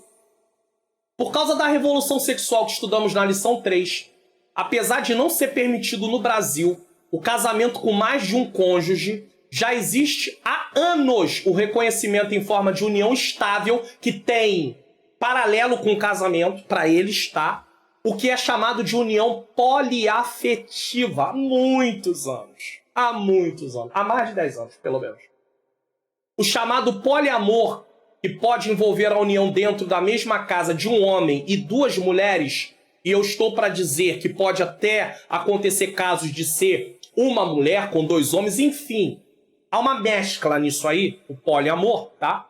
O termo casal foi ampliado, olha aí a ampliação, e hoje já existe o trisal. Trisal. E aqui eu vou dar uma informação para você não achar que eu estou falando uma coisa de mim. Ah, pastor, o senhor tá falando um negócio aí muito estranho. Estranho? Vai no Instagram e procura assim, trisal ao cubo. Trisal ao cubo. Bota tudo junto. Você vai ver lá. Eles vivem a 3, são muito conhecidos. Estou fazendo propaganda não, eu só estou falando que existe. Existe. E eles vivem com reconhecimento de união estável normalmente. Se você for lá ler a história deles, inclusive no Google, você vai ver como é que foi desenrolada a história. Eu fui ler. Eu fui ler para ver como é que foi desenrolada a história. Tá lá. Então não diga para mim que não existe. Existir, existe. Jamais podemos desprezar ou discriminar pessoas que aderirem a tal comportamento, mas biblicamente o casamento é monogâmico. E eu vou dizer uma coisa para vocês, não é só os cristãos que não veem isso às vezes, dizem isso está errado. Tem muita gente que não serve a Deus que não concorda também. E não acha isso certo. Só que não é porque não achamos certo e porque a Bíblia, aí no caso do cristão, sabe que não é certo, que você pode discriminar, desfazer, atacar, usar linguagem discriminativa. Não faça isso. Você é um cristão, você é uma cristã. Só que o casamento, biblicamente, nós estamos amparados pelo quê? Pela Bíblia. A nossa Bíblia, regra de fé e prática, nos ensina que o casamento é monogâmico com um cônjuge. Se você é uma mulher, um marido. Se você é um homem, uma esposa. Tá? É isso que cremos, defendemos e vivemos. Digo vivemos porque ainda que seja aceito como união estável e venha a ser aprovado como casamento por lei, não é aprovado. No momento é união estável, mas pode vir a ser aprovado como casamento por lei, pode ser. Não está demorando muito. Nós cristãos, como sal da terra e luz do mundo, não podemos seguir tais comportamentos. O grande questão é, se for aprovado como lei mesmo, será que não vai aparecer cristão se casando com 2 esposas? Ou até uma mulher casada com 2 maridos? Talvez a gente ache que não. Mas eu estou para dizer para você que usando a parte da lei, eles vão dizer, não, a lei determinou e acabou. Só que nós aprendemos como cristão que tudo que a lei determinar que for contra a Bíblia, nós não temos que obedecer. Ah, pastor, tem isso? Tem. Aqui no canal tem o Expondo as Escrituras sobre a primeira carta de Pedro. Eu explico ela desde o capítulo 1, versículo 1, até o capítulo 5, final do último versículo. Versículo a versículo. E eu falo sobre isso. Sobre a questão do respeito às autoridades. Você respeita até onde elas não estabelecem leis que vão contra o que a Bíblia manda. Se for contra o que a Bíblia manda, não temos que obedecer. Foi por isso que os cristãos no passado foram perseguidos e mortos, porque eles não queriam obedecer àquilo que era instituído pela lei, pelo império. Não vamos obedecer. A palavra de Deus diz que não, é não. Acabou. E aí eles morreram. Mas eles estão com Cristo. Se você está pronto a renunciar para viver eternamente com Cristo, é importante. Da mesma forma, o casamento bíblico é heterossexual. Então, primeiro, um cônjuge só. Um cônjuge só. Um marido ou uma esposa. Agora ele é heterossexual, isto é, constituído por um homem e uma mulher. Quando Deus criou o primeiro casal, chamou de quê? Macho e fêmea.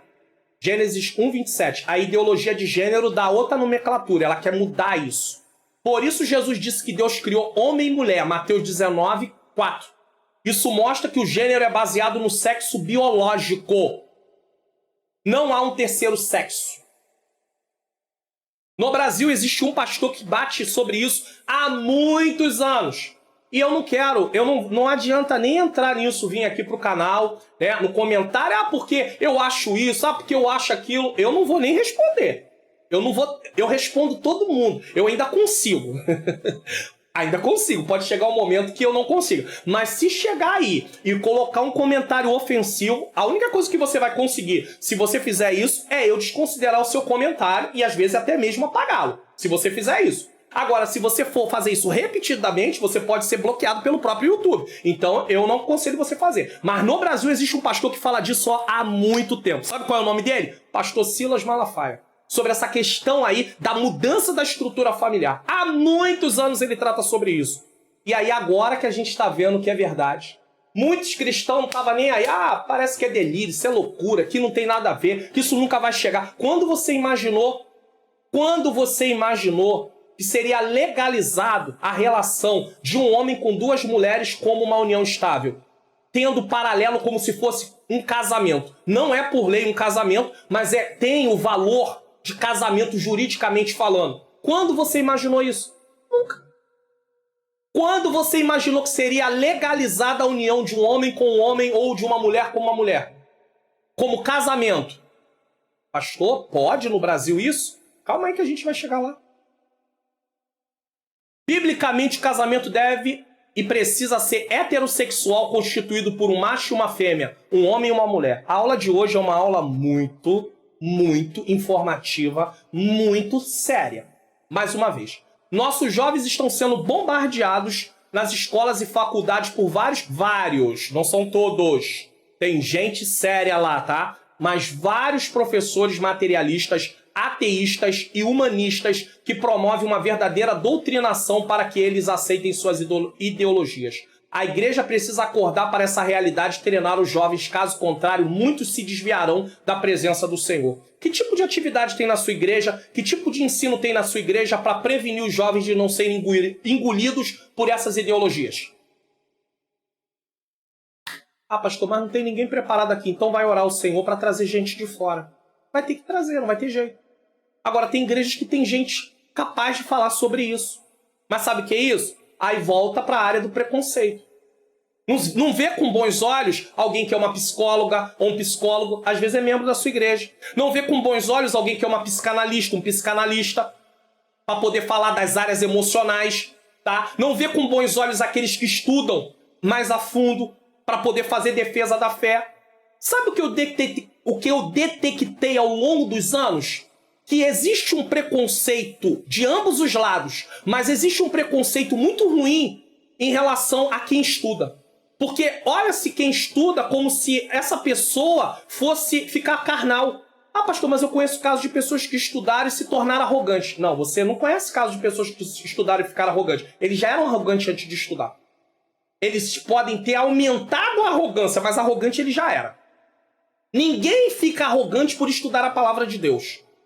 Agora, ele pode se tornar arrogante porque ele estuda a palavra de Deus com motivação errada. Só que aí começa a discriminação. Tem lá o arrogante que gosta de desfazer dos outros só porque estudou. Tá bom, você fez um curso básico de teologia, glórias a Deus, um curso médio, um curso avançado. Quem sabe você tá fazendo um bacharel pelo MEC, que agora tem o bacharel em teologia pelo MEC também. Tudo bem, você pode fazer um mestrado, um doutorado, glórias a Deus. Eu acredito que quem chega nesses patamares, Deus vai usar ele em outras situações. Vai ampliar o campo de atuação, afinal de contas ele estudou. Mas isso não é para desmerecer ninguém, mas também em contrapartida não é para ninguém olhar para ele e desfazer dele só porque ele estudou. E aí as pessoas ficam discriminadas. Estudou, é discriminado. Dependendo da igreja que você congregue, você é muito mais discriminado por causa de ter estudado. Isso é terrível. Aí, se a gente vir aqui para um canal desse e falar de algumas denominações que não são pentecostais e que pessoas que estudam são vistas como pessoas que estão fazendo realmente aquilo que deveriam, aí vai dizer que a gente está defendendo outras denominações. Mas não é o reino de Deus? Não é o povo de Deus? E aqui não tem negócio. Aqui no canal você não vai ouvir eu chamar uma outra denominação bíblica de primo, não. Você não vai ouvir eu falar isso, não. Eu acho isso uma falta de respeito e de ética. Tá? Quando vem gente de lá pro meio pentecostal, a gente abraça. E aí, meu irmãozão, você agora é nosso. Aí quando sai alguém da gente que vai pra lá, tá desviado, negou a fé. Como assim? Quem vem de lá não é aceito. Nós não batizamos de novo quem veio de lá porque desconsideramos o batismo da pessoa. Na sua grande parte, na sua maioria. Se é um batismo bíblico, a gente considera. Como assim? Não é o assunto da aula de hoje, não, mas de vez em quando a gente cria aqui uma palavra pra... Tá? Você já assistiu o Expondo das Escrituras com um vídeo complementar da leitura bíblica em classe dessa lição? De hoje? Ó, tossi. Nas primeiras aulas, não tinha como. Se eu tivesse que tossir, acabava a aula. Tá entendendo? Ainda não. Me desculpe pela tosse, mas... Se não assistiu, então assista para entender e ampliar seu conhecimento sobre o assunto. Tá aí, ó. Assista esse vídeo, vai te ajudar. Depois bote no comentário, pastor, o senhor tinha razão. Se realmente eu tive razão. Se eu não tenho razão, tudo bem, você não precisa comentar nada. Mas se você acha que ajudou a compreender melhor a lição de hoje, através desses pontos da Escritura, e baseia-se na leitura bíblica em classe da lição, diga. 2. O casamento indissolúvel e confissional. Então nós aprendemos no subtópico anterior que o casamento é monogâmico. Um só cônjuge. É bíblico. Não importa se a lei permite com 2 cônjuges, se amanhã virar lei para casar com 2 pessoas. Biblicamente falando, é uma pessoa. Casado com uma pessoa. E ele é heterossexual, casado com uma pessoa macho e fêmea. Não 2 pessoas do mesmo sexo. Seja ele homem, seja ela mulher. De forma nenhuma, biblicamente, não tem aceitação. Mas não tem discriminação. Eu estou batendo nessa tecla para que os cristãos não aprendam uma coisa e usem isso como uma arma para atacar os outros. Não faz isso. O casamento indissolúvel e confessional. Confessional. Outro princípio do casamento bíblico é que ele é indissolúvel. O que é uma coisa indissolúvel? É que não pode ser dissolvido. Jesus disse que o que Deus ajuntou não separe o homem. O casamento bíblico é feito para durar. Já foi dito neste trimestre que Jesus reconheceu a cláusula. Já foi dito. Em que lição? Lição 4. Jesus reconheceu a cláusula de exceção, o adultério, como um acontecimento que pode pôr fim ao casamento. Pastor, eu não concordo. Tudo bem. Sem nenhum problema se você não reconhece essa cláusula de exceção. Muitos comentaristas, muitas igrejas reconhecem. Inclusive, se você não sabe, a nossa declaração de fé das Assembleias de Deus também reconhece. É só você comprar e ver lá. Tá lá, bem bonito. Você é da Assembleia de Deus? Tá bonitinho lá na declaração de fé. Só que é cláusula de exceção. Nesse caso, há ainda a possibilidade do perdão por parte do cônjuge traído, o que faz com que o casamento não seja dissolvido. Só que na maioria das vezes, quem está com o coração endurecido e não quer reconciliação é quem traiu. Já tem essa. Então tem essa cláusula de exceção que é bem tratada na outra lição lá. O Warren Wiersbe, em seu comentário bíblico, diz que em Mateus 19, do 1 ao 9, Jesus ensina que o adultério também pode romper o laço matrimonial, o adultério, cláusula de exceção. De acordo com a lei do Antigo Testamento, qualquer um que cometesse adultério deveria ser morto por apedrejamento. Cometeu adultério, morreu. Era assim que funcionava. Tá aí as referências bíblicas. Liberando desse modo o cônjuge inocente para casar-se outra vez. Por que ele podia casar de novo? Ele ficou viúvo ou viúva. Acabou. Segue a vida. No entanto, essa lei de morte por apedrejamento não foi determinada para a igreja no Novo Testamento. Quem adultera não é morto por apedrejamento ou qualquer outro tipo de morte. Ao que parece, veja bem que foi sublinhado, ao que parece, pode ser, pode, é uma possibilidade, não está dizendo que é, uma possibilidade. Ao que parece, no Novo Testamento, o divórcio, como exceção, equivale à morte do Antigo Testamento. Já que não pode ser morta a pessoa que adulterou, então o divórcio ele entra por causa da dureza do coração para que possa a pessoa que foi traída seguir a vida, tá? É assim que é entendido. Equivale à morte no Antigo Testamento, no sentido de que o cônjuge inocente está livre para casar-se de novo.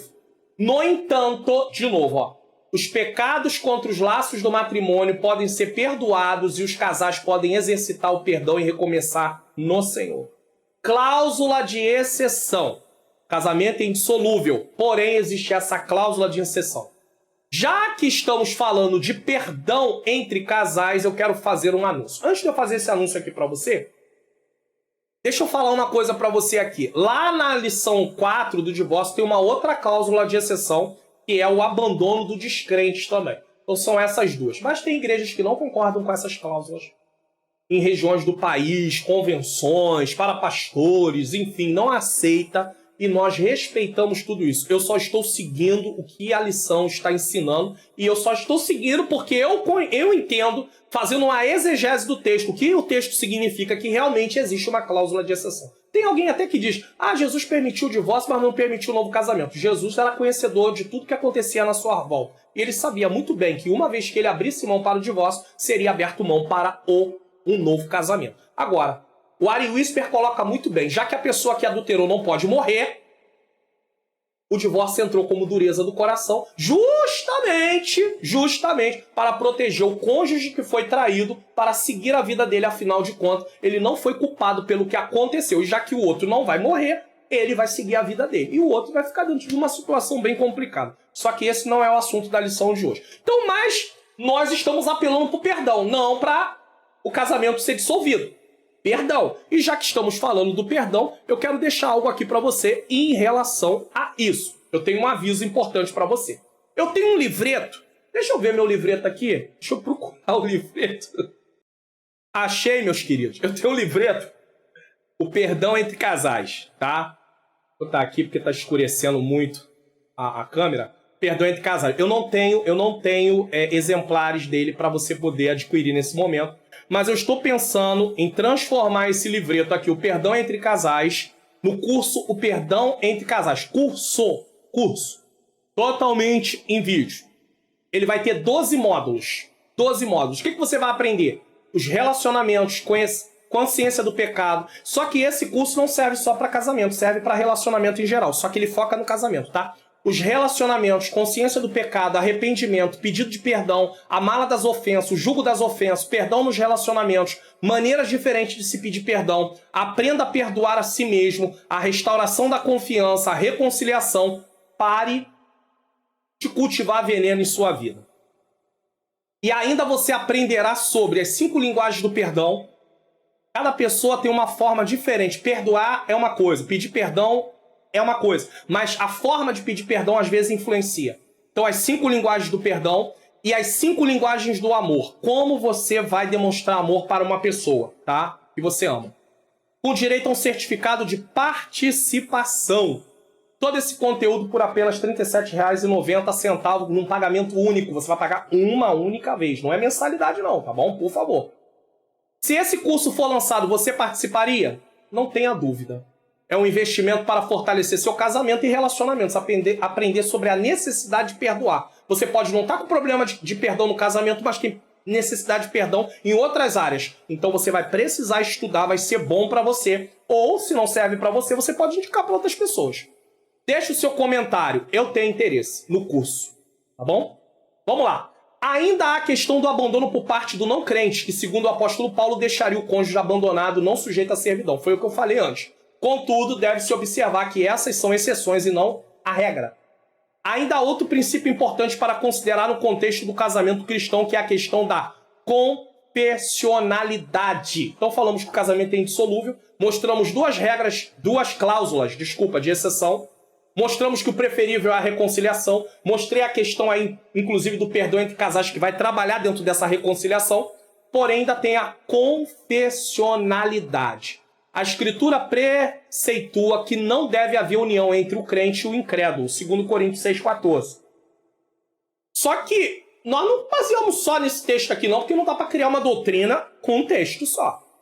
Nós vamos ver todo o contexto desde o Antigo Testamento sobre Deus falar sobre essa questão de união com pessoas que não serviam a ele, tá? Eu não me baseio só em 2 Coríntios 6,14 não, que tem até alguns estudiosos que diz que 2 Coríntios capítulo 6, versículo 14, não poderia ser aplicado diretamente ao casamento porque estava falando ali sobre a questão de participação dentro de uma idolatria. Só que eu não vou me basear só em 2 Coríntios capítulo 6, 14. Eu vou me basear em todo o contexto da Bíblia, em tudo que a Bíblia fala sobre isso.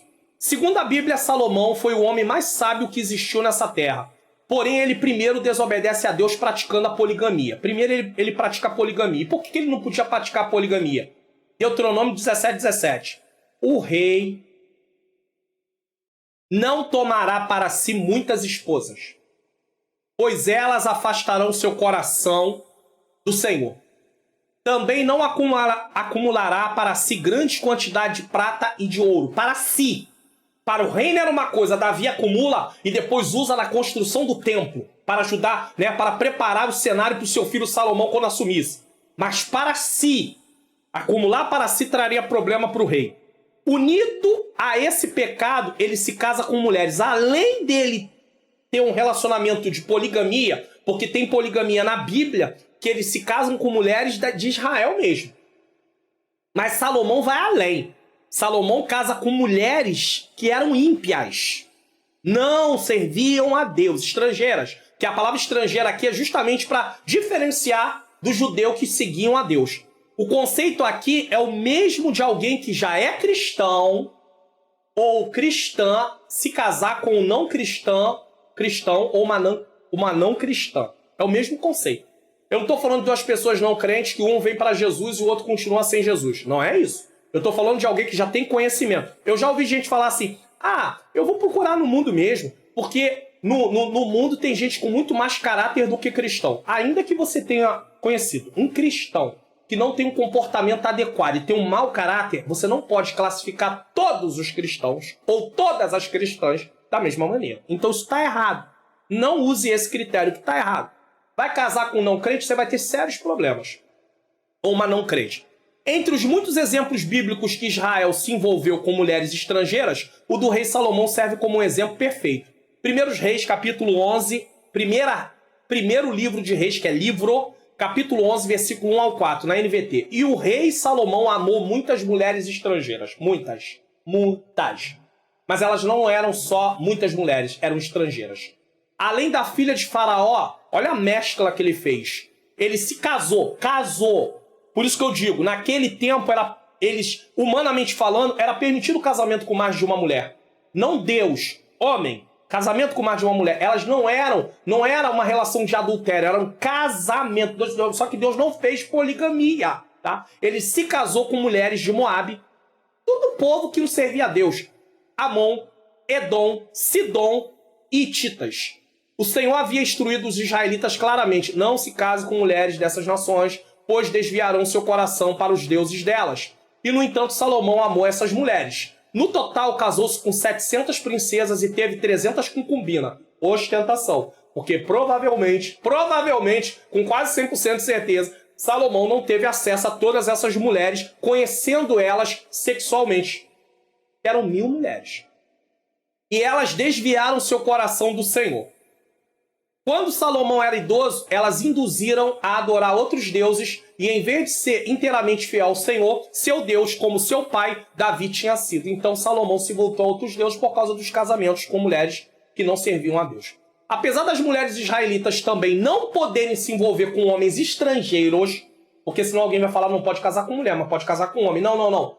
As mulheres também não podiam. A Bíblia foca na proibição do casamento com mulheres estrangeiras, pois foi a mulher a primeira a ceder à tentação e oferecer o fruto para Adão. E ainda ela tem como arma a sedução. Um homem não seduz uma mulher. Quem seduz um homem é uma mulher. O homem não tem condição de fazer sedução para uma mulher. Tá? Trazer ela através de uma sedução desse jeito, ele não tem. Igual a mulher, não, de forma geral. Um homem cristão terá grande dificuldade de resistir uma esposa quando ele casa com uma esposa não cristã. Não quando ele se torna cristão, mas quando ele se casa, tá? Resistir uma esposa não cristã se ela quiser o afastar de sua vida cristã. Já no caso de uma mulher cristã casar com um homem não cristão, ele poderá usar imposição. Não vai e pronto. E aí? Como é que ela vai fazer? Ela não procurou isso? Consequência. É uma restrição que, se a pessoa não tiver em mente ela, vai ter a punição. E qual é a punição? Esse desacordo dentro do lar. A mesma coisa, um marido cristão querer casar com uma mulher não cristã, ela pode usar até a sensualidade dela nas horas de culto, entendeu? Se estar ali diante do marido e começar a dar carinho pra ele e se mostrar ali, e aí ele acaba nunca querendo ir pro culto, e é mais um culto, e é menos um culto, e quando vê que não, tá aí, ó. Pode até não estar desviado no sentido de estar praticando as coisas que o mundo pratica, mas vai estar distanciado no sentido de não estar mais em comunhão com a igreja. Está assíduo. Então, um cristão não deve casar com um não cristão, ou uma não cristã. Existem pessoas que defendem a união de cristão com um não cristão, alegando que conhecem um caso que deu certo. Porém, nunca podemos transformar uma exceção, pode ser uma exceção, em regra. Principalmente porque existem várias advertências e as consequências pelas desobediências registradas na Bíblia. Tem advertência para não fazer, não só 2 Coríntios 6,14, tem a Bíblia e vários textos que mostram a consequência de um casamento com alguém que não serve a Deus, e aí vai ter problema. Síntese tópico 2, monogamia E heterossexualidade e indissolubilidade são fundamentos da família cristã. Indissolubilidade. Quase quebra a língua. Tá gostando? Divulgue o canal. Pessoas vão ser beneficiadas. Comente o que você está achando. Diga se ficou até ao final. Em que lugar do Brasil você está assistindo? Ó, seja membro do canal. Você pode baixar tudo de um único lugar. Tá aqui, ó, na descrição. Desça e clique lá no link na descrição. Na descrição. O valor é R$ 14,99. Pastor, por que o senhor agora colocou o valor? Porque teve gente que falou para mim, pastor, eu pensei que o Seja Membro era um valor assim. Não, irmão, é R$ 14,99 por mês. Se você quiser semear no meu ministério de ensino, deixa Jesus usar a sua vida.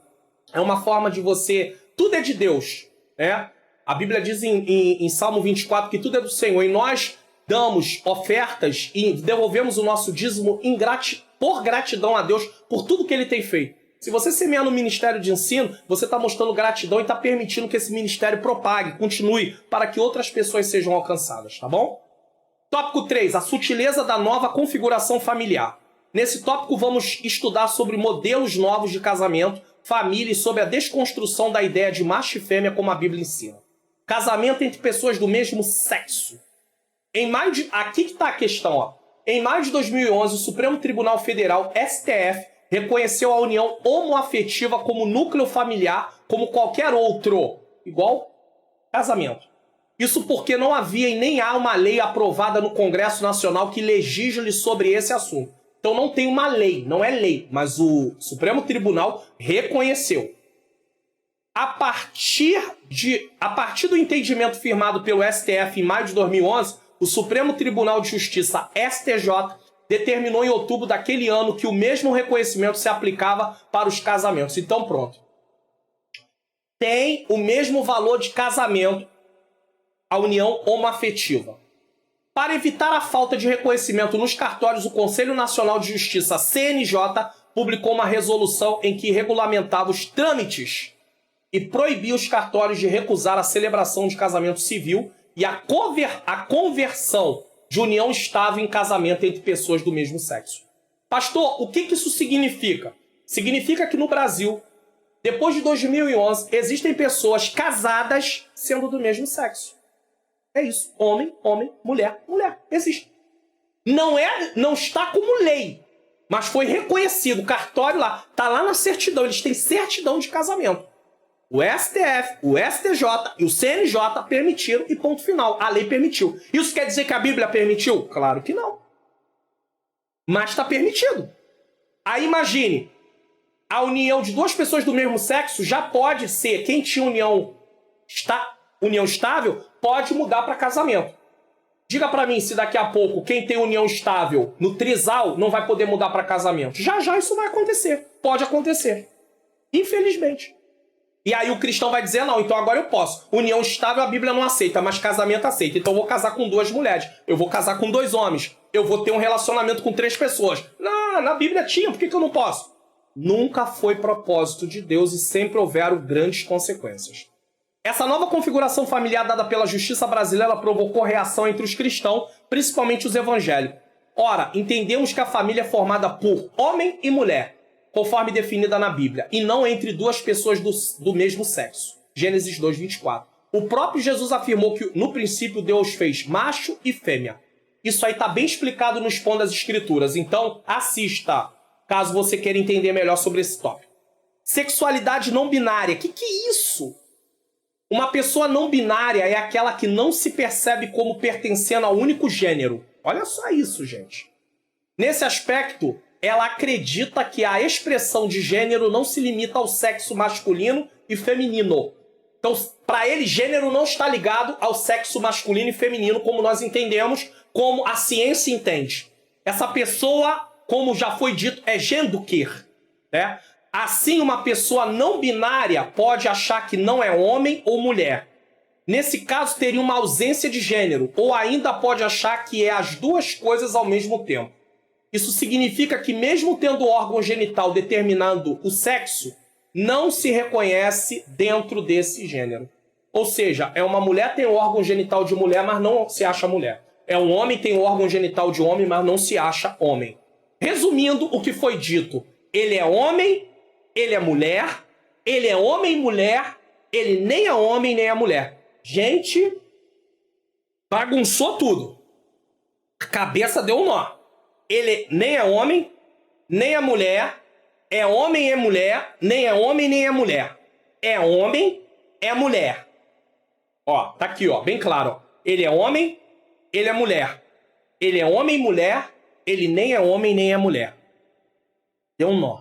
É assim que ele se vê. Sabe onde isso leva? A um comportamento sem nenhuma restrição. Lembra que eu falei?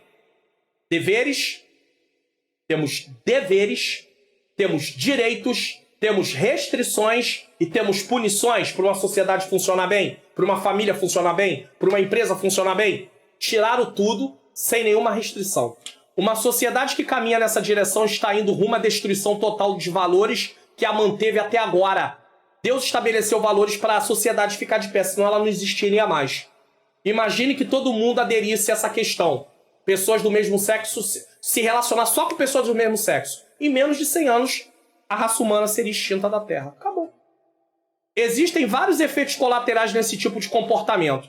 Um deles é a bagunça na cabeça das nossas crianças ou adolescentes, que vão... as crianças porque estão chegando, né? Que vão chegando ao mundo com tais comportamentos sendo praticados e podem achar que o mundo sempre foi assim. Mas os adolescentes, os jovens também estão sendo totalmente afetados. Já vamos falar do papel dos pais no próximo tópico. Evidentemente que isso contradiz a forma de expressão da sexualidade conforme revelada na Bíblia em Levítico 18. Já leu Levítico 18? Só que não é só Levítico 18, tem todo um contexto, tá? É também uma negação das leis biológicas que definem o sexo masculino e feminino. Tem sexo masculino e feminino? Sim. São dias de ataque total à família tradicional. Para muitos, ser tradicional é coisa ultrapassada. Afinal, eles dizem, estamos na pós-modernidade. Inclusive, essa nomenclatura, essa definição de pós-modernidade traz a ideia que tudo que já passou não tem nenhum valor, já que é pós. O que importa são os conceitos estabelecidos atualmente. Síntese do tópico 3, a nova configuração familiar se caracteriza pela normalização do casamento entre pessoas do mesmo sexo e da sexualidade não binária. É homem, é mulher, nem é homem, nem é mulher, é homem e é mulher. Meu Deus! Tá gostando? Divulgue o canal. Tanta gente precisa aprender a palavra de Deus para se defender, para poder praticar. Tá aí tudo que você precisa fazer. Não esquece não, tá?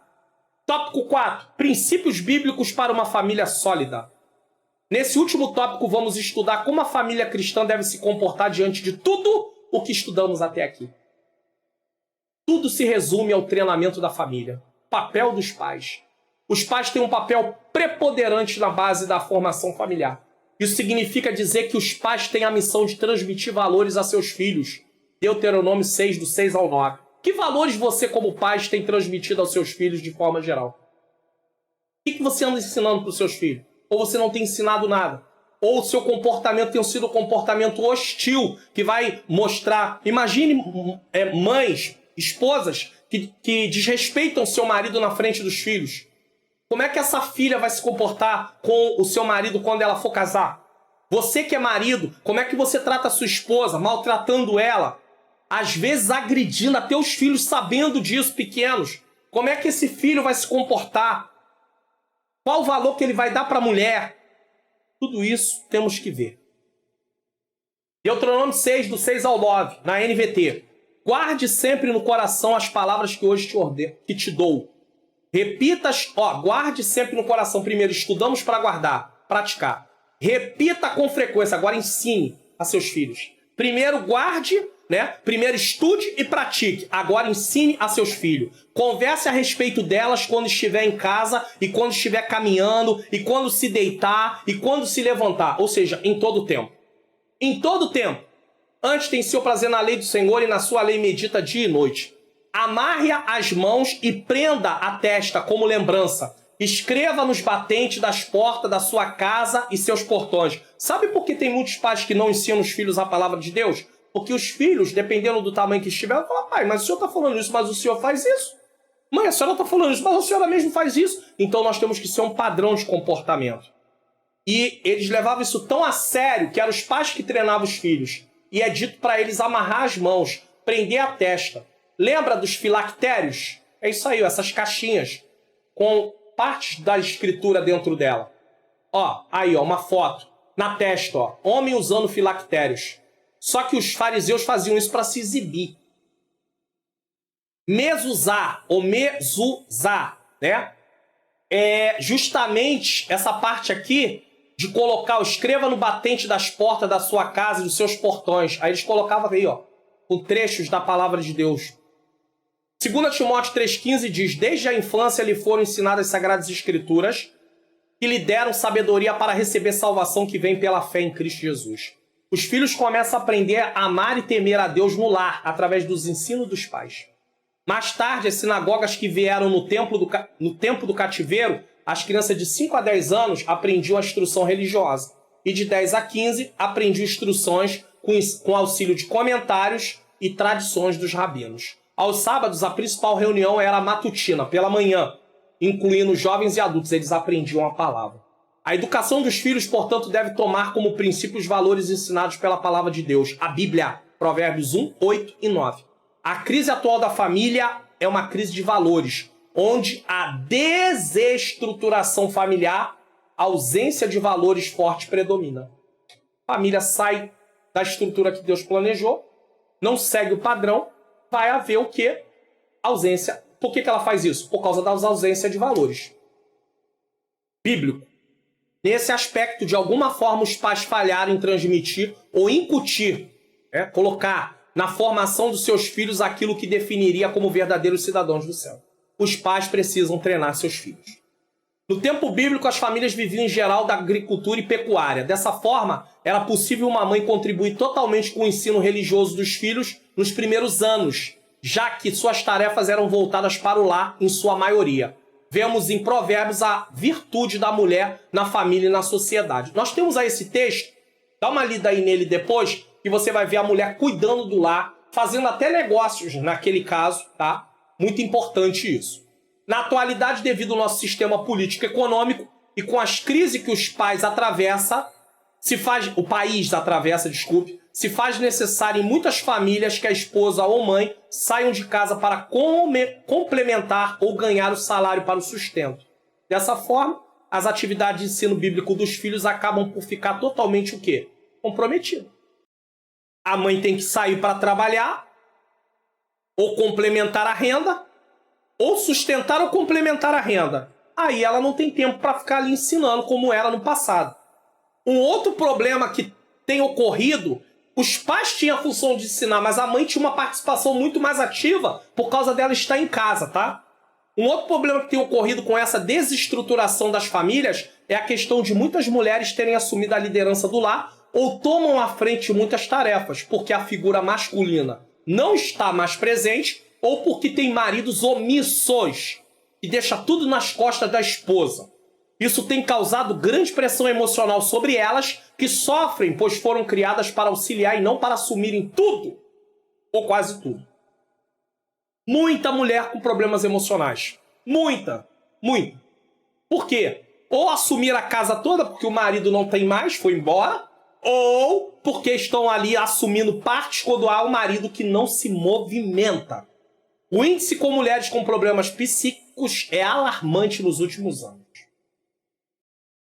No meio dessa guerra cultural, na qual se procura a desconstrução da identidade cristã, não dá para ser neutro. O cristão não tem como ser neutro.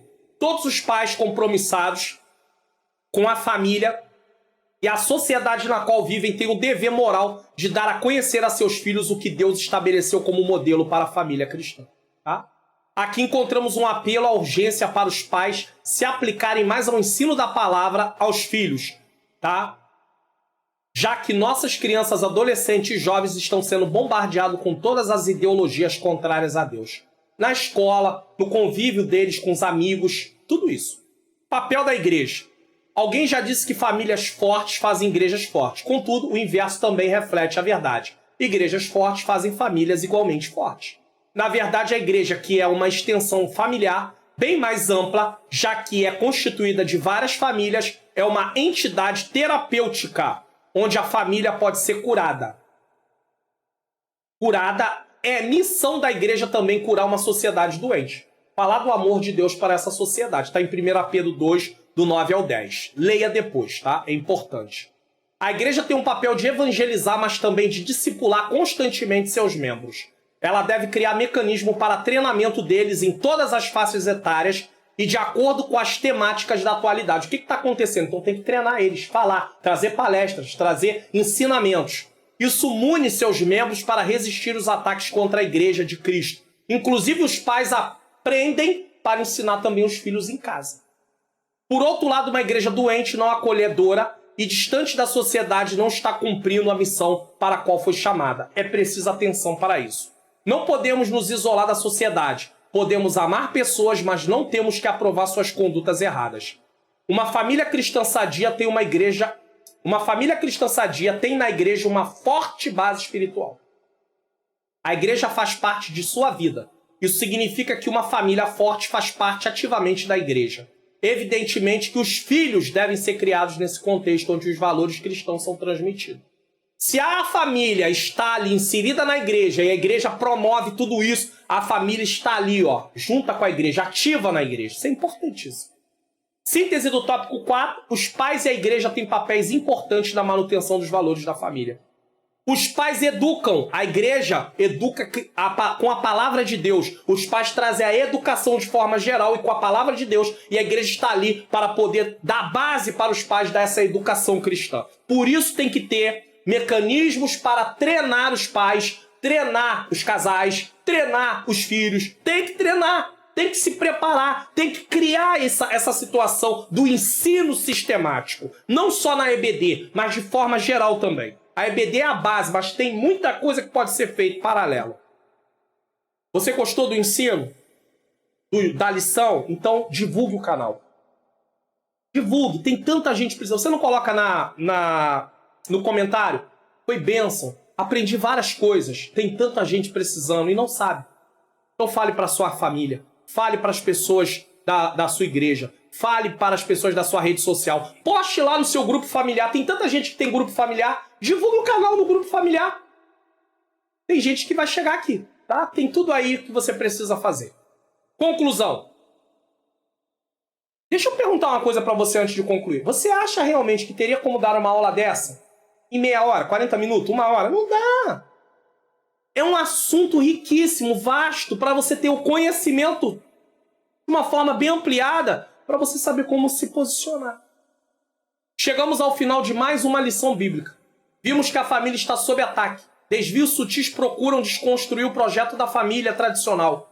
Velhas práticas, como a do adultério, estão sendo vendidas para as famílias como normal e até mesmo necessária para turbinar o relacionamento. Tem casal indo para casas especializadas para troca de casais. O marido vai ter relação com uma outra mulher, a mulher vai ter relação com outro marido, depois eles voltam de novo e eles continuam vivendo a vida da mesma maneira. Tem isso também. Um engodo do diabo.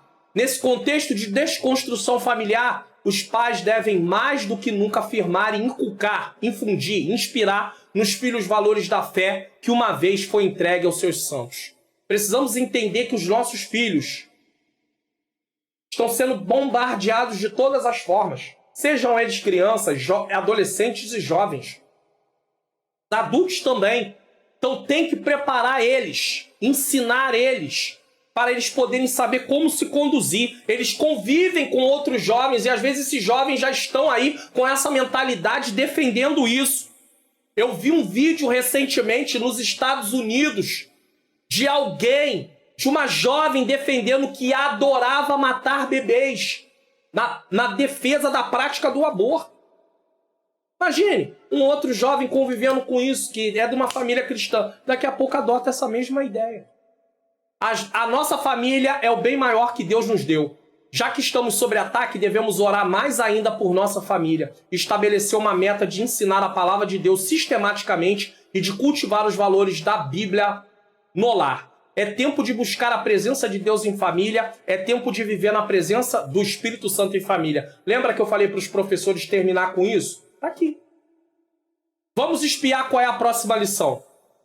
Não só terminar com isso. Ore pela sua classe, pela família, pelas famílias também. Lição 7, 14 de agosto de 2022. A sutileza da relativização. Relativização da Bíblia. Olha, a Bíblia tem que ser atualizada. A Bíblia é ultrapassada. Estão batendo nessa tecla por aí. E não se esqueça, palestra Investimento para um Casamento Saudável está completa. Completa. Compromisso do casal, papel da esposa, papel do marido, vida sexual do casal, comunicação do casal, colheita do casal. Pastor, eu não preciso disso. Tá tudo bem na minha casa. Olha, você aprender sobre isso te dá aí um conhecimento melhor. Mas, além disso, divulgue para outras pessoas. No grupo da sua família.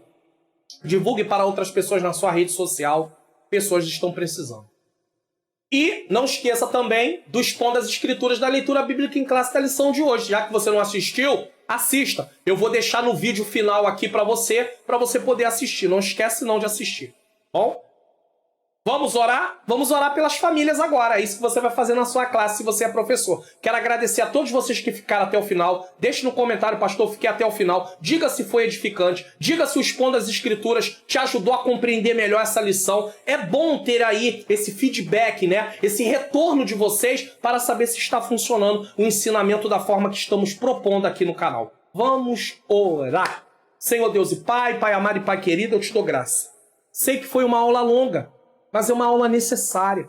Não se ensina valores com meia dúzia de palavras. Deus, toma as famílias, toma os casamentos que estão sendo atacados, toma, Senhor, essas mudanças que estão sendo propostas. O casamento é monogâmico, é com um cônjuge, ainda que seja aprovado por lei. Já é aprovado, mas ainda não por lei, mas ainda que seja aprovado por lei, casar com mais de uma pessoa, a tua palavra não nos ensina isso. Então não deixa que os cristãos venham caminhar, alguns cristãos, por esse caminho. O casamento é heterossexual, com pai querido casado, pai querido com um homem ou com uma mulher, Pai. Quem é homem com uma mulher, quem é uma mulher com um homem, Senhor. É heterossexual, é a união de um macho e uma fêmea, Pai querido. Usaram, Pai querido, Pai amado, o não binário, o gênero não binário, justamente para isso, para defender que não é homem nem é mulher, então pode casar com quem quiser. Meu Deus, tenha misericórdia, Senhor. Ajuda a igreja diante desses ataques, diante dessas ideologias. Coloca, Senhor, na cabeça dos líderes, Senhor. Pai, coloca no coração deles o desejo de treinar as pessoas da sua igreja com, Pai querido, palestras, com cursos, com ensinamentos, Senhor, em relação a isso, porque as famílias estão sendo bombardeadas e precisam de instrução para se defender. É o que eu te peço. Abençoa os professores que já assistiram, os alunos que assistiram, os membros, Senhor, que apoiam esse canal. Pai querido, Pai amado, os inscritos. Traz novos inscritos, Senhor. Pessoas que precisam ainda conhecer a Tua palavra. É o que eu te peço e já te agradeço em nome de Jesus. Amém. Quero agradecer a todos vocês que ficaram até aqui, ó. Tô deixando para vocês aqui, ó, o Expondo as Escrituras, tá? É importante você assistir, tá? A palestra Investimentos para um Casamento Saudável, não deixe de assistir. Que Deus abençoe a sua vida, abençoe a sua família e até o próximo programa EBD Comentada Online, se assim o Senhor nos permitir.